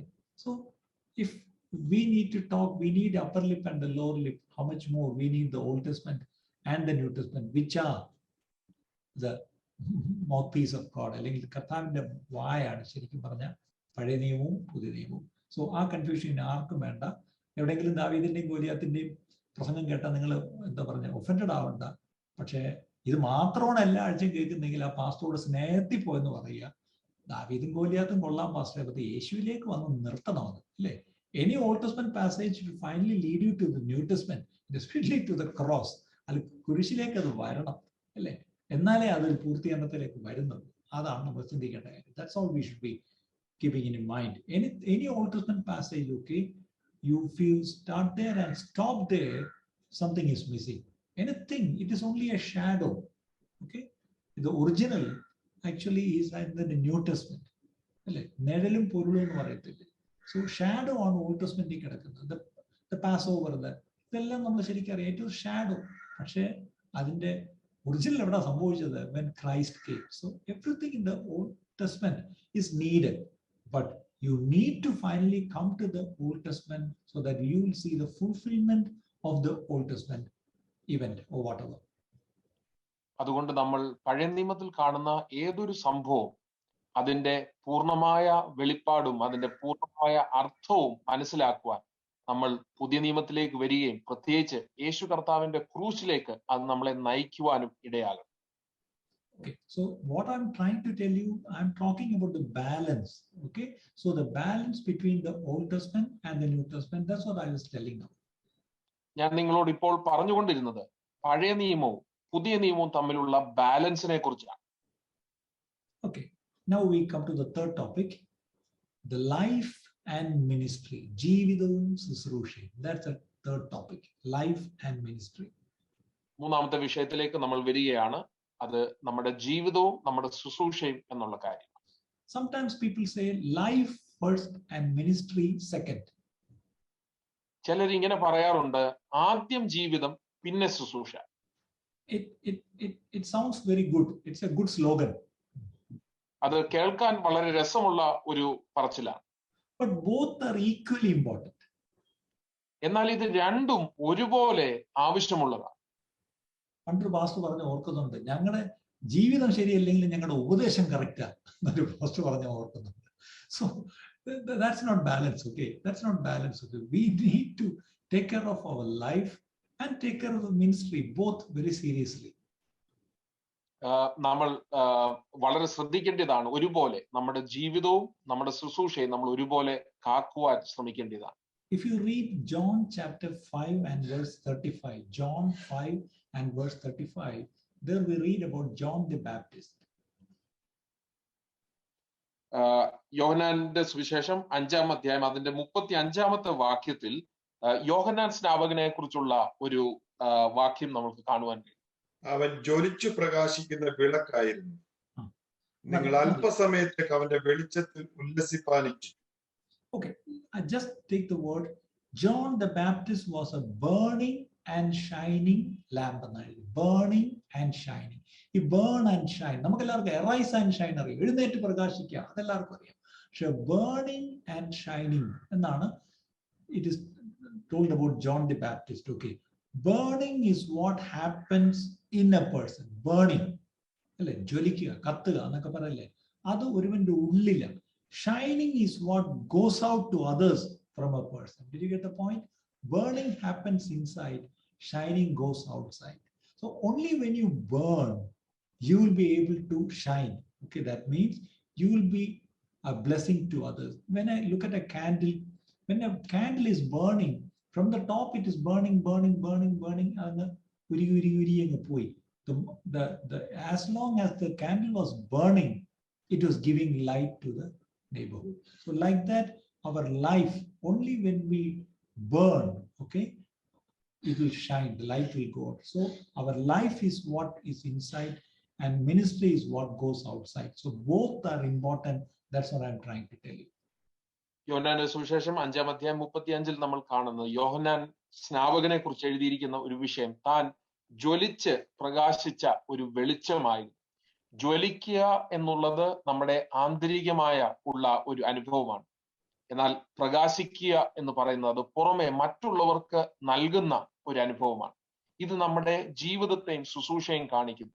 നമ്മൾ ഒരു മെഴുകുതിരി എടുത്താൽ ആ മെഴുകുതിരി ജ്വലിച്ച് അത് കത്തി നിൽക്കുമ്പോഴാണ് അതിന് പ്രകാശം നൽകുവാൻ കഴിയും. എന്നതുപോലെ നമ്മൾ ആന്തരികമായി നമ്മൾക്ക് ആ കത്തൽ നമ്മുടെ ഉള്ളിൽ അത് നിലനിൽക്കുമ്പോൾ മാത്രമാണ് നമുക്ക് മറ്റുള്ളവർക്ക് പ്രകാശം നൽകുവാൻ കഴിയും. നമ്മുടെ ജീവിതവും നമ്മുടെ ശുശ്രൂഷയും നമ്മൾ ഒരുപോലെ നമ്മൾ ശ്രദ്ധിക്കേണ്ടതാണ്. We should both live the gospel and proclaim it. We should live the gospel first and then proclaim it. Okay. Many times we only proclaim the gospel, but we don't live the gospel. നമ്മൾ സുവിശേഷത്തെ പ്രായോഗികമായി നമ്മൾ ജീവിച്ച് കാണിക്കുകയും അതിനുശേഷമാണ് നമ്മൾ അത് പ്രസംഗിക്കുകയും പ്രചരിപ്പിക്കുകയും ചെയ്യേണ്ടത്. പലപ്പോഴും നമ്മൾ പ്രചരിപ്പിക്കുവാൻ മാത്രമാണ് ശ്രദ്ധ കൊടുത്തത്. One man of God said like this, okay, preach the gospel to everyone and only if necessary use words. Only if necessary use words. ഒരു ദൈവമനുഷ്യൻ പറഞ്ഞത് ഇങ്ങനെയാണ്, നിങ്ങൾ കഴിവുള്ളിടത്തോളം എപ്പോഴും നിങ്ങൾ സുവിശേഷം പ്രസംഗിക്കുക, എന്നാൽ അത്യാവശ്യമെങ്കിൽ മാത്രമേ നിങ്ങളുടെ വാക്കുകൾ അതിനായിട്ട് ഉപയോഗിക്കാവൂ. How about our gospel? നമ്മുടെ സുവിശേഷം എങ്ങനെയാണ്? Only words. എപ്പോഴും വാക്കുകൾ മാത്രമേ ഉള്ളൂ. അതുകൊണ്ട് റിസൾട്ട് എന്താ? Nobody is getting excited. We are not able to influence many people. Why? Because they are not only hearing our words, okay, they are watching our lives. This is very important. അതുകൊണ്ട് അവസാനമായി സംഭവിക്കുന്നത് എന്താണ്? നമ്മൾ വാക്കുകൾ മാത്രം ഉപയോഗിക്കുന്നത് കൊണ്ട് മറ്റു മനുഷ്യരെ നമ്മൾക്ക് സ്വാധീനിക്കുവാൻ കഴിയുന്നില്ല. നമ്മൾ ശ്രദ്ധിക്കേണ്ട ഒരു കാര്യം, അവർ നമ്മളിൽ നിരീക്ഷിച്ചുകൊണ്ടിരിക്കുന്നത് നമ്മുടെ വാക്കുകൾ മാത്രമല്ല, നമ്മുടെ പ്രവൃത്തികളും അവർ വളരെ ശ്രദ്ധിക്കുന്നു. That's why Jesus, before going up to heaven, he called the disciples and he said, okay, go, when the Holy Spirit comes upon you, you shall receive power, and then go as my witnesses. Okay, സാക്ഷികളായി പോകും. To the ends of the world you can go, but start first in your Jerusalem, in all Judea and even Samaria, and then to the ends of the world. So be witnesses. That's what Jesus said. യേശു കർത്താവ് തന്റെ ശിഷ്യന്മാരോട് സ്വർഗാരോഹണത്തിന് മുൻപായി അവസാനമായി പറഞ്ഞത്, നിങ്ങൾ പരിശുദ്ധാത്മാവിന്റെ ശക്തി പ്രാപിക്കുവാൻ നിങ്ങൾ കാത്തിരുന്നതിന് ശേഷം നിങ്ങൾ ആദ്യമായി എന്റെ സാക്ഷികൾ ആകേണ്ടത് യെരുശലേമിലും സകല യഹൂദിയയിലുമാണ്. അതിനുശേഷം പിന്നെ പുറത്തോട്ടുള്ള സ്ഥലങ്ങളിലേക്ക് നിങ്ങൾ എന്റെ സാക്ഷികളാകും എന്നതാണ്. So being a witness means both being and speaking. That's a balance, okay? Being a witness means, first of all, it has to do with being a witness and then speaking. Okay, that's a balanced part. Again, the lip and the life. What we say with our lip has to be seen in our lives. That's the balance that we should keep. സാക്ഷി ആകുക എന്ന് പറയുമ്പോൾ നമ്മൾ ശ്രദ്ധിക്കേണ്ടത് അവിടെ ഒരു balance ഉണ്ട്. ആദ്യം നമ്മൾ ആകുക, അത് നമ്മുടെ അനുഭവത്തിലാകുക, അതിനുശേഷമാണ് അത് നമ്മൾ സാക്ഷിക്കുക എന്ന ആ പ്രയോഗത്തിലേക്ക് നമ്മൾക്ക് വരുവാൻ കഴിയുന്നത്. അന്നേരം ആദ്യം നമ്മുടെ ജീവിതത്തിൽ ആ ഒരു മാറ്റം നമ്മൾ അനുഭവിക്കുന്നതിന് ശേഷമാണ് അത് നമുക്ക് പ്രചരിപ്പിക്കുവാൻ അല്ലെങ്കിൽ സാക്ഷിക്കുവാൻ കഴിയും. Please understand one thing. One is not complete without the other. നമ്മൾ വളരെ മനസ്സിലാക്കേണ്ട ഒരു കാര്യമാണ്, ഒന്ന് മറ്റൊന്നില്ലാതെ അത് പൂർണ്ണമാകുന്നില്ല. sometimes you may be wondering, my life is not perfect. Okay, I cannot tell the gospel to anyone. So if you keep waiting and waiting until you are perfect, you will never achieve achieve that perfection or whatever. And then that you can start sharing the gospel with others. Remember, when Jesus sent his disciples to go and preach, okay, they were not perfect. Do you think that they were perfect 12 people? No. ചിലപ്പോഴൊക്കെ നമ്മൾ ഇങ്ങനെ ചിന്തിക്കാറുണ്ട്, ഞാൻ വളരെ അപൂർണനായ ഒത്തിരി കുറവുകളുള്ള മനുഷ്യനാണ്, അതുകൊണ്ട് എനിക്ക് സുവിശേഷം അറിയിക്കുവാൻ കഴിയില്ല. പക്ഷെ നമ്മൾ അങ്ങനെ കാത്തിരുന്ന് നമ്മുടെ ജീവിതം മുഴുവൻ തീർന്നാലും നമ്മൾക്ക് ആ പൂർണ്ണതയിലേക്ക് നമുക്ക് വരുവാൻ കഴിയില്ലായിരിക്കും. എന്നാൽ യേശു കർത്താവ് തന്റെ ശിഷ്യന്മാരെ പ്രസംഗിക്കുവാൻ വേണ്ടി പറഞ്ഞയക്കുമ്പോൾ അവരുടെ ജീവിതത്തിൽ അവരാരും പൂർണ്ണരല്ലായി. They had unbelief, they had disunity, and they were poking into other person's life, and all kinds of confusion they were having. Okay, they even had fights between who is the greatest and things like that. With all these imperfections, Jesus sent them. So what they needed was they had to receive the anointing. And when the Holy Spirit came upon them, they were all in one accord, and then they started going. So what we need is, we are not supposed to wait for the perfection, but wait and receive the Holy Spirit. And with that anointing, go ahead and live a life of the gospel. ഈ ശിഷ്യന്മാരുടെ ജീവിതത്തിൽ അവിശ്വാസവും അനൈക്യതയും, അവർ തമ്മിൽ ആരാണ് അവരിൽ വലിയവനെന്ന് വാദിക്കുകയും ഒക്കെ ചെയ്യുന്നത് നമ്മൾക്ക് കാണുവാൻ കഴിയും. എന്നാൽ ആ ഒരു അവസ്ഥയിൽ അവരായിരിക്കുമ്പോൾ കർത്താവ് അവരെ പ്രസംഗിക്കുവാൻ വേണ്ടി വിടുന്നതായിട്ട് നമുക്ക് കാണുവാൻ കഴിയും. അങ്ങനെ നമ്മുടെ ജീവിതത്തിൽ നമ്മുടെ അപൂർണമായ അവസ്ഥയുടെ നടുവിലും ദൈവം നമ്മളെ ഉപയോഗിക്കും എന്ന് നമുക്ക് മനസ്സിലാക്കുവാൻ കഴിയും. So many times, when I talk about the life, your life should be perfect, and something I say, people misunderstand me, say, oh, I'm not a perfect person. Okay, I have to grow much in spirituality, so let me wait and not do nothing. Okay, that's why I said no, keep doing what you are doing. At the same time, watch your life and receive the anointing. Okay, ask the Holy Spirit to help you, so that in your weaknesses where you are not able to help yourself, the Holy Spirit will be there to help you. He will give his power. In other words, he will give his grace when you are weak. Okay, that's what I would encourage you, all my brothers and sisters, this evening. ചിലരുടെ ജീവിതത്തിൽ നമ്മൾ പൂർണ്ണതയെ കുറിച്ച് പറയുമ്പോൾ അവർ പറയുന്നത്, എനിക്ക് ഒരിക്കലും ഒരു പൂർണ്ണനാകുവാൻ കഴിയില്ല, അതുകൊണ്ട് ഈ പറയുന്ന വചനങ്ങളൊന്നും എന്നെ കൊണ്ട് സാധ്യമല്ല. എന്നാൽ നമ്മൾ യഥാർത്ഥത്തിൽ മനസ്സിലാക്കേണ്ടത്, നമുക്ക് ഇതിന്റെ നടുവിൽ ആവശ്യമായിരിക്കുന്നത് ദൈവാത്മാവിന്റെ അഭിഷേകമാണ്. ആ അഭിഷേകം നമ്മളിൽ വരുമ്പോൾ നമ്മുടെ ജീവിതത്തെ നമ്മൾ ശ്രദ്ധിച്ച് അത് ക്രമീകരിക്കുവാനും അതിനോടൊപ്പം തന്നെ ദൈവത്തിന് വേണ്ടി ജീവിക്കുവാനും കർത്താവ് നമ്മളെ സഹായിക്കും. Okay, so 3 topics, the balance. Okay, what was the first one? The love of God and the wrath of God. And number 2 was the Old Testament and the New Testament. And number 3 was the life and ministry. So what I'm trying to tell is, okay, if you are concerned about life, you should be concerned about ministry. If you are concerned about Old Testament, you should be concerned about the New Testament. If you are concerned about the love of God, definitely you should be concerned about the wrath of God. So in all these things, we should have a balance there. Okay, again, let me tell you, not neutral, it's balance. അതുകൊണ്ട് നമ്മളിപ്പോൾ ബാലൻസിനോടുള്ള ബന്ധത്തിൽ നമ്മൾ 3 വിഷയങ്ങളാണ് ചിന്തിച്ചത്. ദൈവത്തിന്റെ സ്നേഹവും ദൈവത്തിന്റെ ക്രോധവും.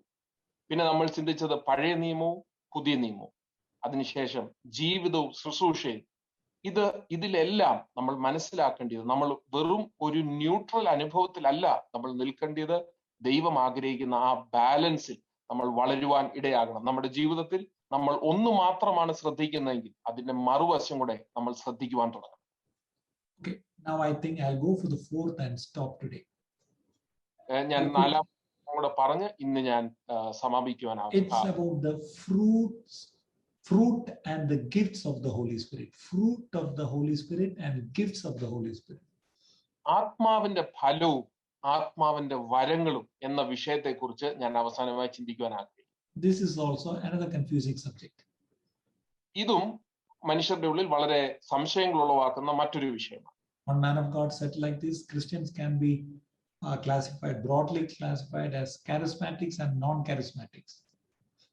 ഒരു മനുഷ്യൻ പറഞ്ഞത് ഇങ്ങനെയാണ്, ക്രിസ്ത്യാനികളെ രണ്ടായിട്ട് നമുക്ക് പൊതുവെ വിഭാഗിക്കുവാൻ കഴിയും, കരിസ്മാറ്റിക്സും നോൺ കരിസ്മാറ്റിക്സ്. അല്ലെങ്കിൽ പെന്റക്കോസ്റ്റൽസ് ആൻഡ് നോൺ പെന്റക്കോസ്റ്റൽസ്, അതാണ് കുറച്ചുകൂടി എളുപ്പം നമുക്ക് മനസ്സിലാവാൻ. So what does that mean? Okay, one group emphasizes the gifts of the Spirit and the other group emphasizes on the fruit of the Spirit. അതിന്റെ അർത്ഥം എന്താണ്? ഒരു വിഭാഗം കൂടുതലായി ഊന്നൽ കൊടുക്കുന്നത് പരിശുദ്ധാത്മാവ് വരങ്ങളെ കുറിച്ച് അല്ലെങ്കിൽ ദാനങ്ങളെ കുറിച്ചാണ്. എന്നാൽ മറുവശത്ത് മറ്റേ ഗ്രൂപ്പ് ഊന്നൽ കൊടുക്കുന്നത് ആത്മാവിന്റെ ഫലത്തെ കുറിച്ചാണ്. I'm sure that even some of you might have asked you, maybe we may not be talking in tongues like you, but we live a good life. എനിക്കറിയാം നിങ്ങളോട് ചിലർ ഇങ്ങനെ ചോദിച്ചു കാണാം, ഞങ്ങൾ നിങ്ങളെ പോലെ അന്യഭാഷകളിൽ സംസാരിക്കുന്നില്ല, എന്നാൽ ഞങ്ങളൊക്കെ വളരെ നല്ല ജീവിതം നയിക്കുന്നവരാണ്. So there's a confusion, okay, the fruit of the Spirit and the gifts of the Spirit, okay, which is important, which is greater? No, I would say both are there and both are needed. So keep the balance there. നിങ്ങൾ ചിലപ്പോൾ ഇങ്ങനെ ചോദിച്ചേക്കാം, ആത്മാവിന്റെ ഫലം ഒരു വശത്തുണ്ട്, മറുവശത്ത് ആത്മാവിന്റെ വരങ്ങൾ, ദാനങ്ങളുണ്ട്, ഇതിലേതാണ് പ്രാധാന്യം അർഹിക്കുന്നത്? എന്നാൽ ഞാൻ നിങ്ങളോട് പറയുന്നത് ഇത് രണ്ടും ബാലൻസ്ഡ് ആയി നമ്മൾ അനുഭവിക്കേണ്ടതാണ്. Okay, if we look at the Corinthian church, it's very interesting. Corinthian church. കൊരിന്ത്യ സഭയെ നമ്മൾ ശ്രദ്ധിച്ചു കഴിഞ്ഞാൽ അവിടെ വളരെ വളരെ ശ്രദ്ധകരമായ കൗതുകരമായ ഒരു കാര്യം നമുക്ക് കാണുവാൻ ഇടയാകും. In 1 Corinthians 1:7, 1 Corinthians 1:7, it is, we understand that the church was, there was immorality and carnality in the Corinthian church, but they lacked no gift. ഒരു വരത്തിലും അവർക്ക് കുറവില്ലായിരുന്നു. 1 കൊരിന്ത്യർ 1:7 ഒക്കെ നമ്മൾ വായിക്കുന്നത് ഈ സഭയിൽ ദുർനടപ്പും അശുദ്ധിയും ഉണ്ടായിരുന്നു എങ്കിലും ആ സഭയിൽ ഒരു കൃപാവരത്തിനും കുറവില്ലായിരുന്നു. 1 Corinthians 3:3, നിങ്ങളുടെ ഇടയിൽ ഈർഷ്യവും പിണക്കവും ഇരിക്കെ നിങ്ങൾ ജഡീകന്മാരും ശേഷം മനുഷ്യരെ പോലെ നടക്കുന്നവരും അല്ലയോ? പക്ഷെ നിങ്ങൾ നന്നായി പ്രവചിക്കുന്നു, നിങ്ങൾ അന്യഭാഷ പറയുന്നു, വ്യാഖ്യാനിക്കുന്നു, എല്ലാ വരങ്ങളും ഉണ്ട്. പക്ഷെ നിങ്ങളുടെ എന്തുണ്ട്? ഈർഷ്യവും പിണക്കവും ഉണ്ട്. അതെന്താണ് കാണിക്കുന്നത്? ദാറ്റ് ഇസ് കാർണാലിറ്റി, അല്ലെ? അഗെയിൻ 1 Corinthians 5:1, 1 Corinthians 5:1 എന്തുവാ? നിങ്ങളുടെ ഇടയിൽ ദുർനടപ്പുണ്ടെന്ന് കേൾക്കുന്നു, അത് വളരെ മോശപ്പെട്ട കാര്യങ്ങളാണ് ശരിക്കും. So immorality was there, carnality was there, but they didn't lack any spiritual gift. അന്നേരം കൊരിന്ത്യയിലുള്ള സഭയെക്കുറിച്ച് നമ്മൾ മനസ്സിലാക്കുന്നത് വളരെ ജഡീകമായ ദുർനടപ്പും വിവിധമാകുന്ന അശുദ്ധികളും ഉള്ള ഒരു സഭയായിരുന്നു എങ്കിലും മറുവശത്ത് ആത്മീയ കൃപാവരങ്ങളിൽ യാതൊരു കുറവുമില്ലായിരുന്നു. Look at the balance. When Paul sees this church, okay, immediately he didn't say, okay, stop all your talking in tongues and stop your prophesying, stop everything. Okay, stop moving in the gifts of the Holy Spirit. Okay, no. Let put all these things in order. Then only you start. നമ്മളാണെങ്കിൽ അങ്ങനെയൊക്കെ ചെയ്തേനെ. പക്ഷെ Paul didn't decry, okay, immediately decry their gifts. On the other hand, he said, pursue love and desire spiritual gifts. Pursue love. 1 Corinthians 14:1, സ്നേഹം ആചരിപ്പാൻ ഉത്സാഹിപ്പീൻ, ആത്മീയവരങ്ങളും വിശേഷാൽ പ്രവചനപരവും വാഞ്ചിപ്പീൻ. Look at the balance there. കേട്ടോ, ഒരു കുഴപ്പം കണ്ടെന്ന് പറഞ്ഞിട്ട്, അവിടെ ഒരു തെറ്റ് കണ്ടു, ഒരു പാപം കണ്ടെന്ന് പറഞ്ഞിട്ട് ഒറ്റയടിക്ക് എല്ലാം കൂടെ അങ്ങ് അടിച്ച് തകർത്തില്ല. അവിടെ പോൾ വളരെ ജ്ഞാനത്തോടെ പറയുന്ന ഒരു വാക്ക് കണ്ടോ? സ്നേഹം പാലിക്കാൻ എന്ത് ചെയ്യണം? ആചരിക്കാൻ ഉത്സാഹിക്കണം. ആത്മീയവരങ്ങളും എന്ത് ചെയ്യണം? പ്രവചനപരവും വിശേഷാൽ വാഞ്ചിക്കണം. So actually look at the balance there. Look at the balance. അല്ലേ? അപ്പൊ ഫ്രൂട്ട് ഓഫ് ദ സ്പിരിറ്റ് അത് വേണമെങ്കിൽ അതുപോലെ തന്നെ ഉള്ളത് തന്നെയാണ് ആത്മാവിന്റെ വരങ്ങൾ. സോ ഒരിടത്ത് ഒന്നില്ല എന്നുകൊണ്ട് മറ്റേതിനെ ഉയർത്തിപ്പിടിക്കുകയോ ഒന്നിനെ താഴ്ത്തി കെട്ടുകയോ ചെയ്യല്ലേ, രണ്ടും വേണ്ടത് തന്നെയാണ്. ഇന്നത്തെ today's church, what we see many times, sometimes we wish, even though some gifts were even not there manifested, at least if we had seen the fruit of the Spirit in the church, that would be much better. Have you thought about that like that? നിങ്ങൾ എപ്പോഴെങ്കിലും ഇങ്ങനെ ചിന്തിച്ചിട്ടുണ്ടോ? കൃപാവരങ്ങൾ ഒന്നുപോലും കണ്ടില്ല എന്ന് വന്നെങ്കിലും ഞങ്ങളുടെ സഭയിൽ കുറെ കൂടെ ആത്മാവിന്റെ ആ ഫലം കണ്ടിരുന്നുവെങ്കിൽ നല്ലതായിരുന്നു എന്ന് നിങ്ങൾ ആരെങ്കിലും ചിന്തിച്ചിട്ടുണ്ടോ? Sometimes even the so-called non-charismatic or non-Pentecostal churches, maybe you may saw it in mainline church, അല്ലെങ്കിൽ ഈ നാമധേയ സഭ എന്നൊക്കെ പറയുന്നിടത്ത് ഈ പറഞ്ഞ ആത്മാവുള്ളിടത്തെക്കാട്ടിലും നന്നായിട്ട് സ്നേഹവും അല്ലെ എല്ലാ കാര്യങ്ങളും അല്ലെങ്കിൽ സ്നേഹം ഈ ആത്മാവിന്റെ ഫലങ്ങൾ കാണുന്ന ഫലങ്ങൾ എന്ന് പറയുന്നത് ഫലം അല്ലെ, ഫ്രൂട്ട് ഓഫ് ദ സ്പിരിറ്റ് എന്നാ പറയുന്നത്, ഫ്രൂട്ട്സ് ഓഫ് ദ സ്പിരിറ്റ് എന്ന് പറയാറില്ല. അതിന് I always say example which you will not forget. Okay, നിങ്ങളൊരു ഫ്രൂട്ട് വെണ്ടറിന്റെ അടുത്ത് പോയിട്ട് ഫ്രൂട്ട് ഷോപ്പിൽ പോയിട്ട് അവിടുത്തെ നല്ല നല്ല ഓറഞ്ച് ഇരിക്കും, നല്ല big oranges, and you are asking okay how much is this orange. Okay, ഞാൻ നാട്ടിലെ കോണ്ടെക്സ്റ്റിൽ പറയുകയാണെ കിലോയ്ക്ക് 50 രൂപ. ഓക്കെ, എടുക്കട്ടെ സാറ്, 2 കിലോ എടുക്കട്ടെ. വേണ്ട വേണ്ട വേണ്ട. അപ്പൊ ഞാൻ പിന്നെ ഇങ്ങനെ നോക്കിക്കൊണ്ടിരിക്കുക. അപ്പൊ guys telling okay sir 1 kilo എടുക്കട്ടെ. വേണ്ട വേണ്ട വേണ്ട വേണ്ട പറഞ്ഞു സാറേ, ഇത് 1 കിലോ എടുക്കാതെ 1/2 കിലോ എടുക്കട്ടെ. ഞാൻ പിന്നെയും പറയാം വേണ്ട വേണ്ട വേണ്ട. അപ്പൊ അയാള് ഞാൻ നോക്കിയിട്ടൊരു അപ്പൊ അയാൾ നല്ലൊരു വലിയ ഓറഞ്ച് എടുത്ത്, സാറേ ഇത് കൊണ്ടുപോയി കഴിച്ചു, ഇതേ ഈ ഒരു ഓറഞ്ച് എടുക്കും സാർ, ഇത് എത്രയാണെന്ന് വെച്ചാൽ തൂക്കിത്തരാം. അപ്പൊ ഞാൻ പെട്ടെന്ന് അയാളോട് പറയാ, എനിക്ക് ആ മൊത്തം ഓറഞ്ച് വേണ്ട, എൻ്റെ ഒരു 4 അല്ലി മതി എന്ന് പറഞ്ഞാൽ എന്ത് ചെയ്യും? Imagine that you went to the marketplace and you saw a fruit seller. So this is the context of what happens in Kerala. So you first asked that person, how much does 1 kilo of oranges cost? And he told you the cost, but you are hesitating to buy, and you ask several questions, how about 2 kilos or half a kilo? And then finally he says, okay, don't worry about all that, just buy this one big orange and you can go home. And then you answer him back, I don't even need that one orange, I just need 4 pieces of that one fruit. How would it feel? 4 അല്ലി അല്ലി എന്നുള്ള English എനിക്ക് അറിയത്തില്ല, അതുകൊണ്ടാണ് ഞാൻ മലയാളത്തിലോട്ട് പോയത്. Thank you, brother. Many times when I say this, I always think I have to go to the dictionary and find out the word for ഓറഞ്ചിന്റെ അകത്തിരിക്കുന്ന അല്ലിക്ക് എന്തോ English എന്ന് അറിയത്തില്ല. ആരാണ് എനിക്കത് പറഞ്ഞു പണ്ട് തന്നതാ, പിന്നെയും മറന്നുപോയി. ഓക്കെ, അപ്പം ഞാൻ എന്തിനാ പറഞ്ഞത്, ഫ്രൂട്ട് ഓഫ് ദ സ്പിരിറ്റ് എന്ന് പറഞ്ഞാൽ it's like an orange. Okay, അതിനകത്ത് ഇതെല്ലാം കൂടെ ചേർന്ന് ഒന്നിച്ചിരിക്കുന്നതാണ് ഫ്രൂട്ട്. സോ നമുക്ക് ഈ ഫ്രൂട്ട് ഓഫ് ദ സ്പിരിറ്റിൽ നിന്ന് ഇതും മാത്രം, ആ സ്നേഹം സഹിഷ്ണുത അത് മാത്രം എനിക്ക് താന്ന് പറഞ്ഞ no no, it comes as a package. So when God gives, he gives as a package. Okay, receive that package, okay, the fruit of the spirit. That's what I said, that story. ആത്മാവിന്റെ ഫലം എന്ന് പറയുമ്പോൾ നിങ്ങൾക്ക് ഈ orange എന്ന ആ ഒരു പൂർണ്ണമായ ഒരു ഫലത്തെക്കുറിച്ച് നിങ്ങൾക്ക് ചിന്തിക്കുവാൻ കഴിയും. നിങ്ങൾ സ്നേഹം, സന്തോഷം, സമാധാനം മാത്രം മതി എന്ന് അത് ഏറ്റെടുക്കുകയല്ല, അതിന്റെ പൂർണ്ണതയിൽ ഒരു പൂർണ്ണ ഫലമായി അത് ഏറ്റെടുക്കുവാൻ ഇടയാകും. When we read in Acts chapter 10 and verse 38, Acts 10 and verse 38.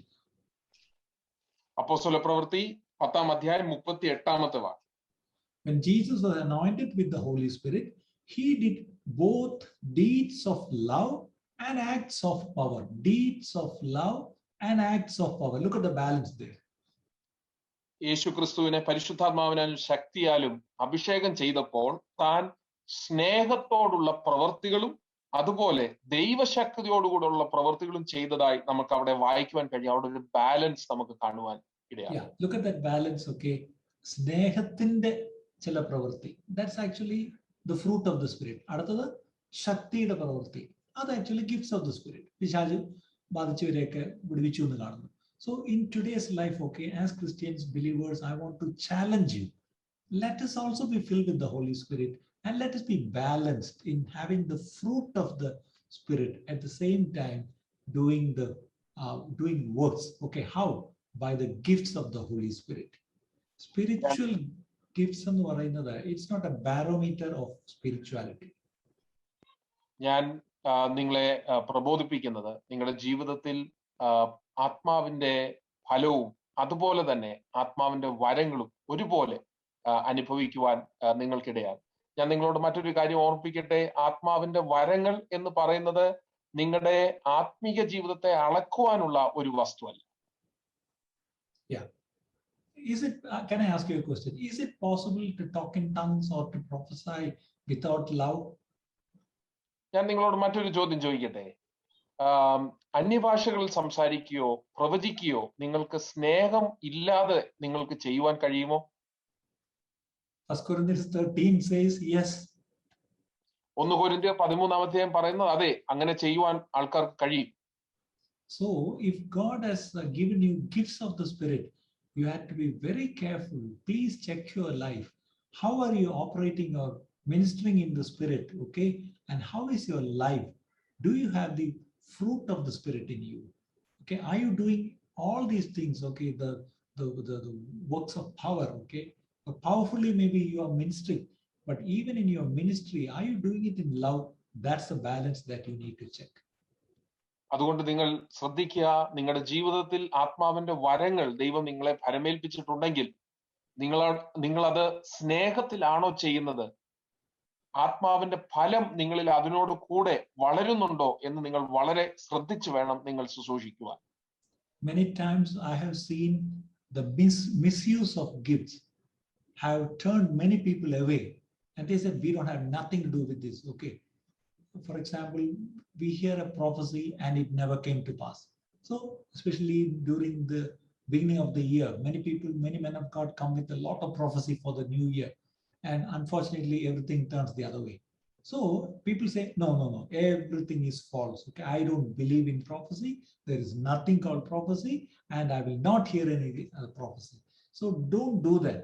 Don't do that. So some people were misusing the gift of prophecy. That's what was happening actually.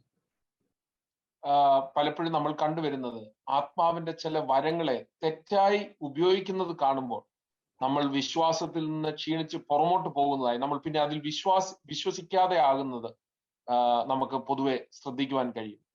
അതിനൊരു പറഞ്ഞു കഴിഞ്ഞാൽ പുതിയ വർഷത്തിന്റെ ആരംഭത്തിൽ പല ദൈവദാസന്മാരും വന്ന് പല പ്രവചനങ്ങളും അറിയിക്കും. എന്നാൽ പിന്നീട് അതിന് നേരെ വിരുദ്ധമായ കാര്യങ്ങൾ സംഭവിക്കുമ്പോൾ നമ്മൾ ചിലർ പറയുന്നത് ഇനി ഞാൻ പ്രവചനത്തിൽ വിശ്വസിക്കുന്നേ ഇല്ല എന്നാണ്. എന്നാൽ അങ്ങനെയല്ല നമ്മൾ മനസ്സിലാക്കേണ്ടത്. ചിലർ തെറ്റായി ആ വരത്തെ ഉപയോഗിക്കുന്നതാണ് അത് അവിടെ നമ്മൾ കാണുന്നത്. Okay, the fact is there was somebody misusing the gift of prophecy. But what is the remedy for it? It's not non-use. Okay, I won't hear prophecy anymore. No, the non-use alla karyam. Put it to proper use. That's what Paul says. Proper use. Let all things be done decently and in order. 1 Corinthians 14:40. Okay, let everything be done. Even the gifts of the Spirit be manifested, operated, everything. Okay, let it be done decently and in order. Sagalavum ujitamayi kramamayi nadakatte. That's all. അതുകൊണ്ട് നമ്മൾ പലപ്പോഴും ഒരു വരം തെറ്റായി ഉപയോഗിക്കുന്നത് കാണുമ്പോൾ അതിന് മറുപടിയായി നമ്മൾ അത് പ്രയോഗിക്കാതിരിക്കുന്ന ഒരു അവസ്ഥയിലേക്ക് മാറ്റപ്പെടാറുണ്ട്. എന്നാൽ അങ്ങനെയല്ല.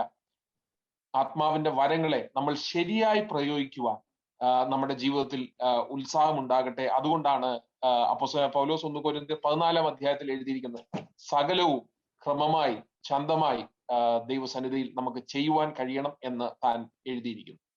Galatians 5:22-23 speaks of the virtues of the spirit-filled lives. Spirit-filled lives and the virtues are Galatians 5:22-23 പറയുന്നത്.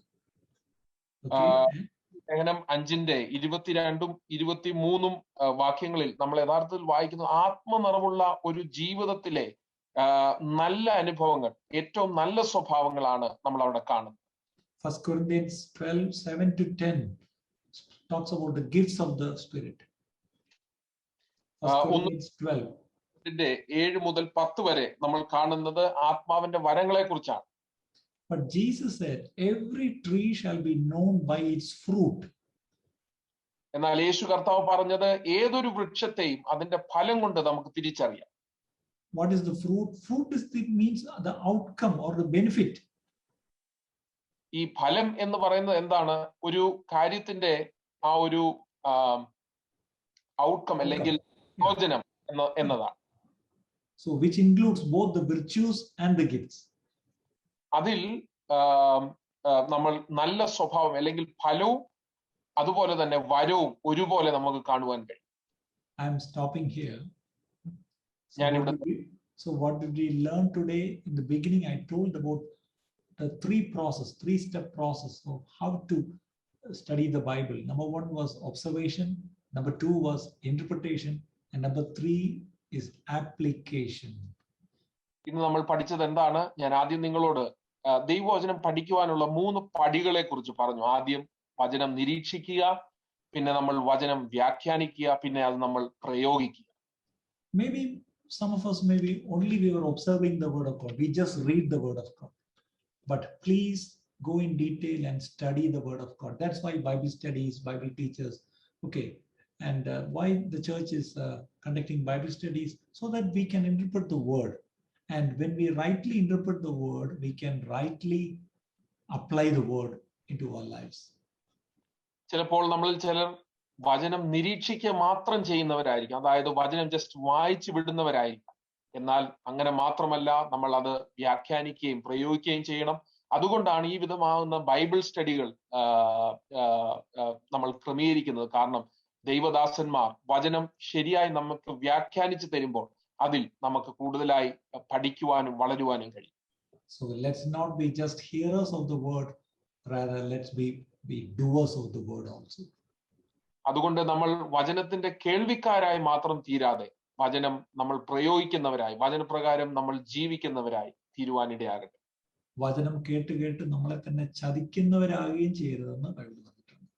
The Bible also says that we should not just keep on hearing and deceiving ourselves. Yeah, may the Lord bless us all.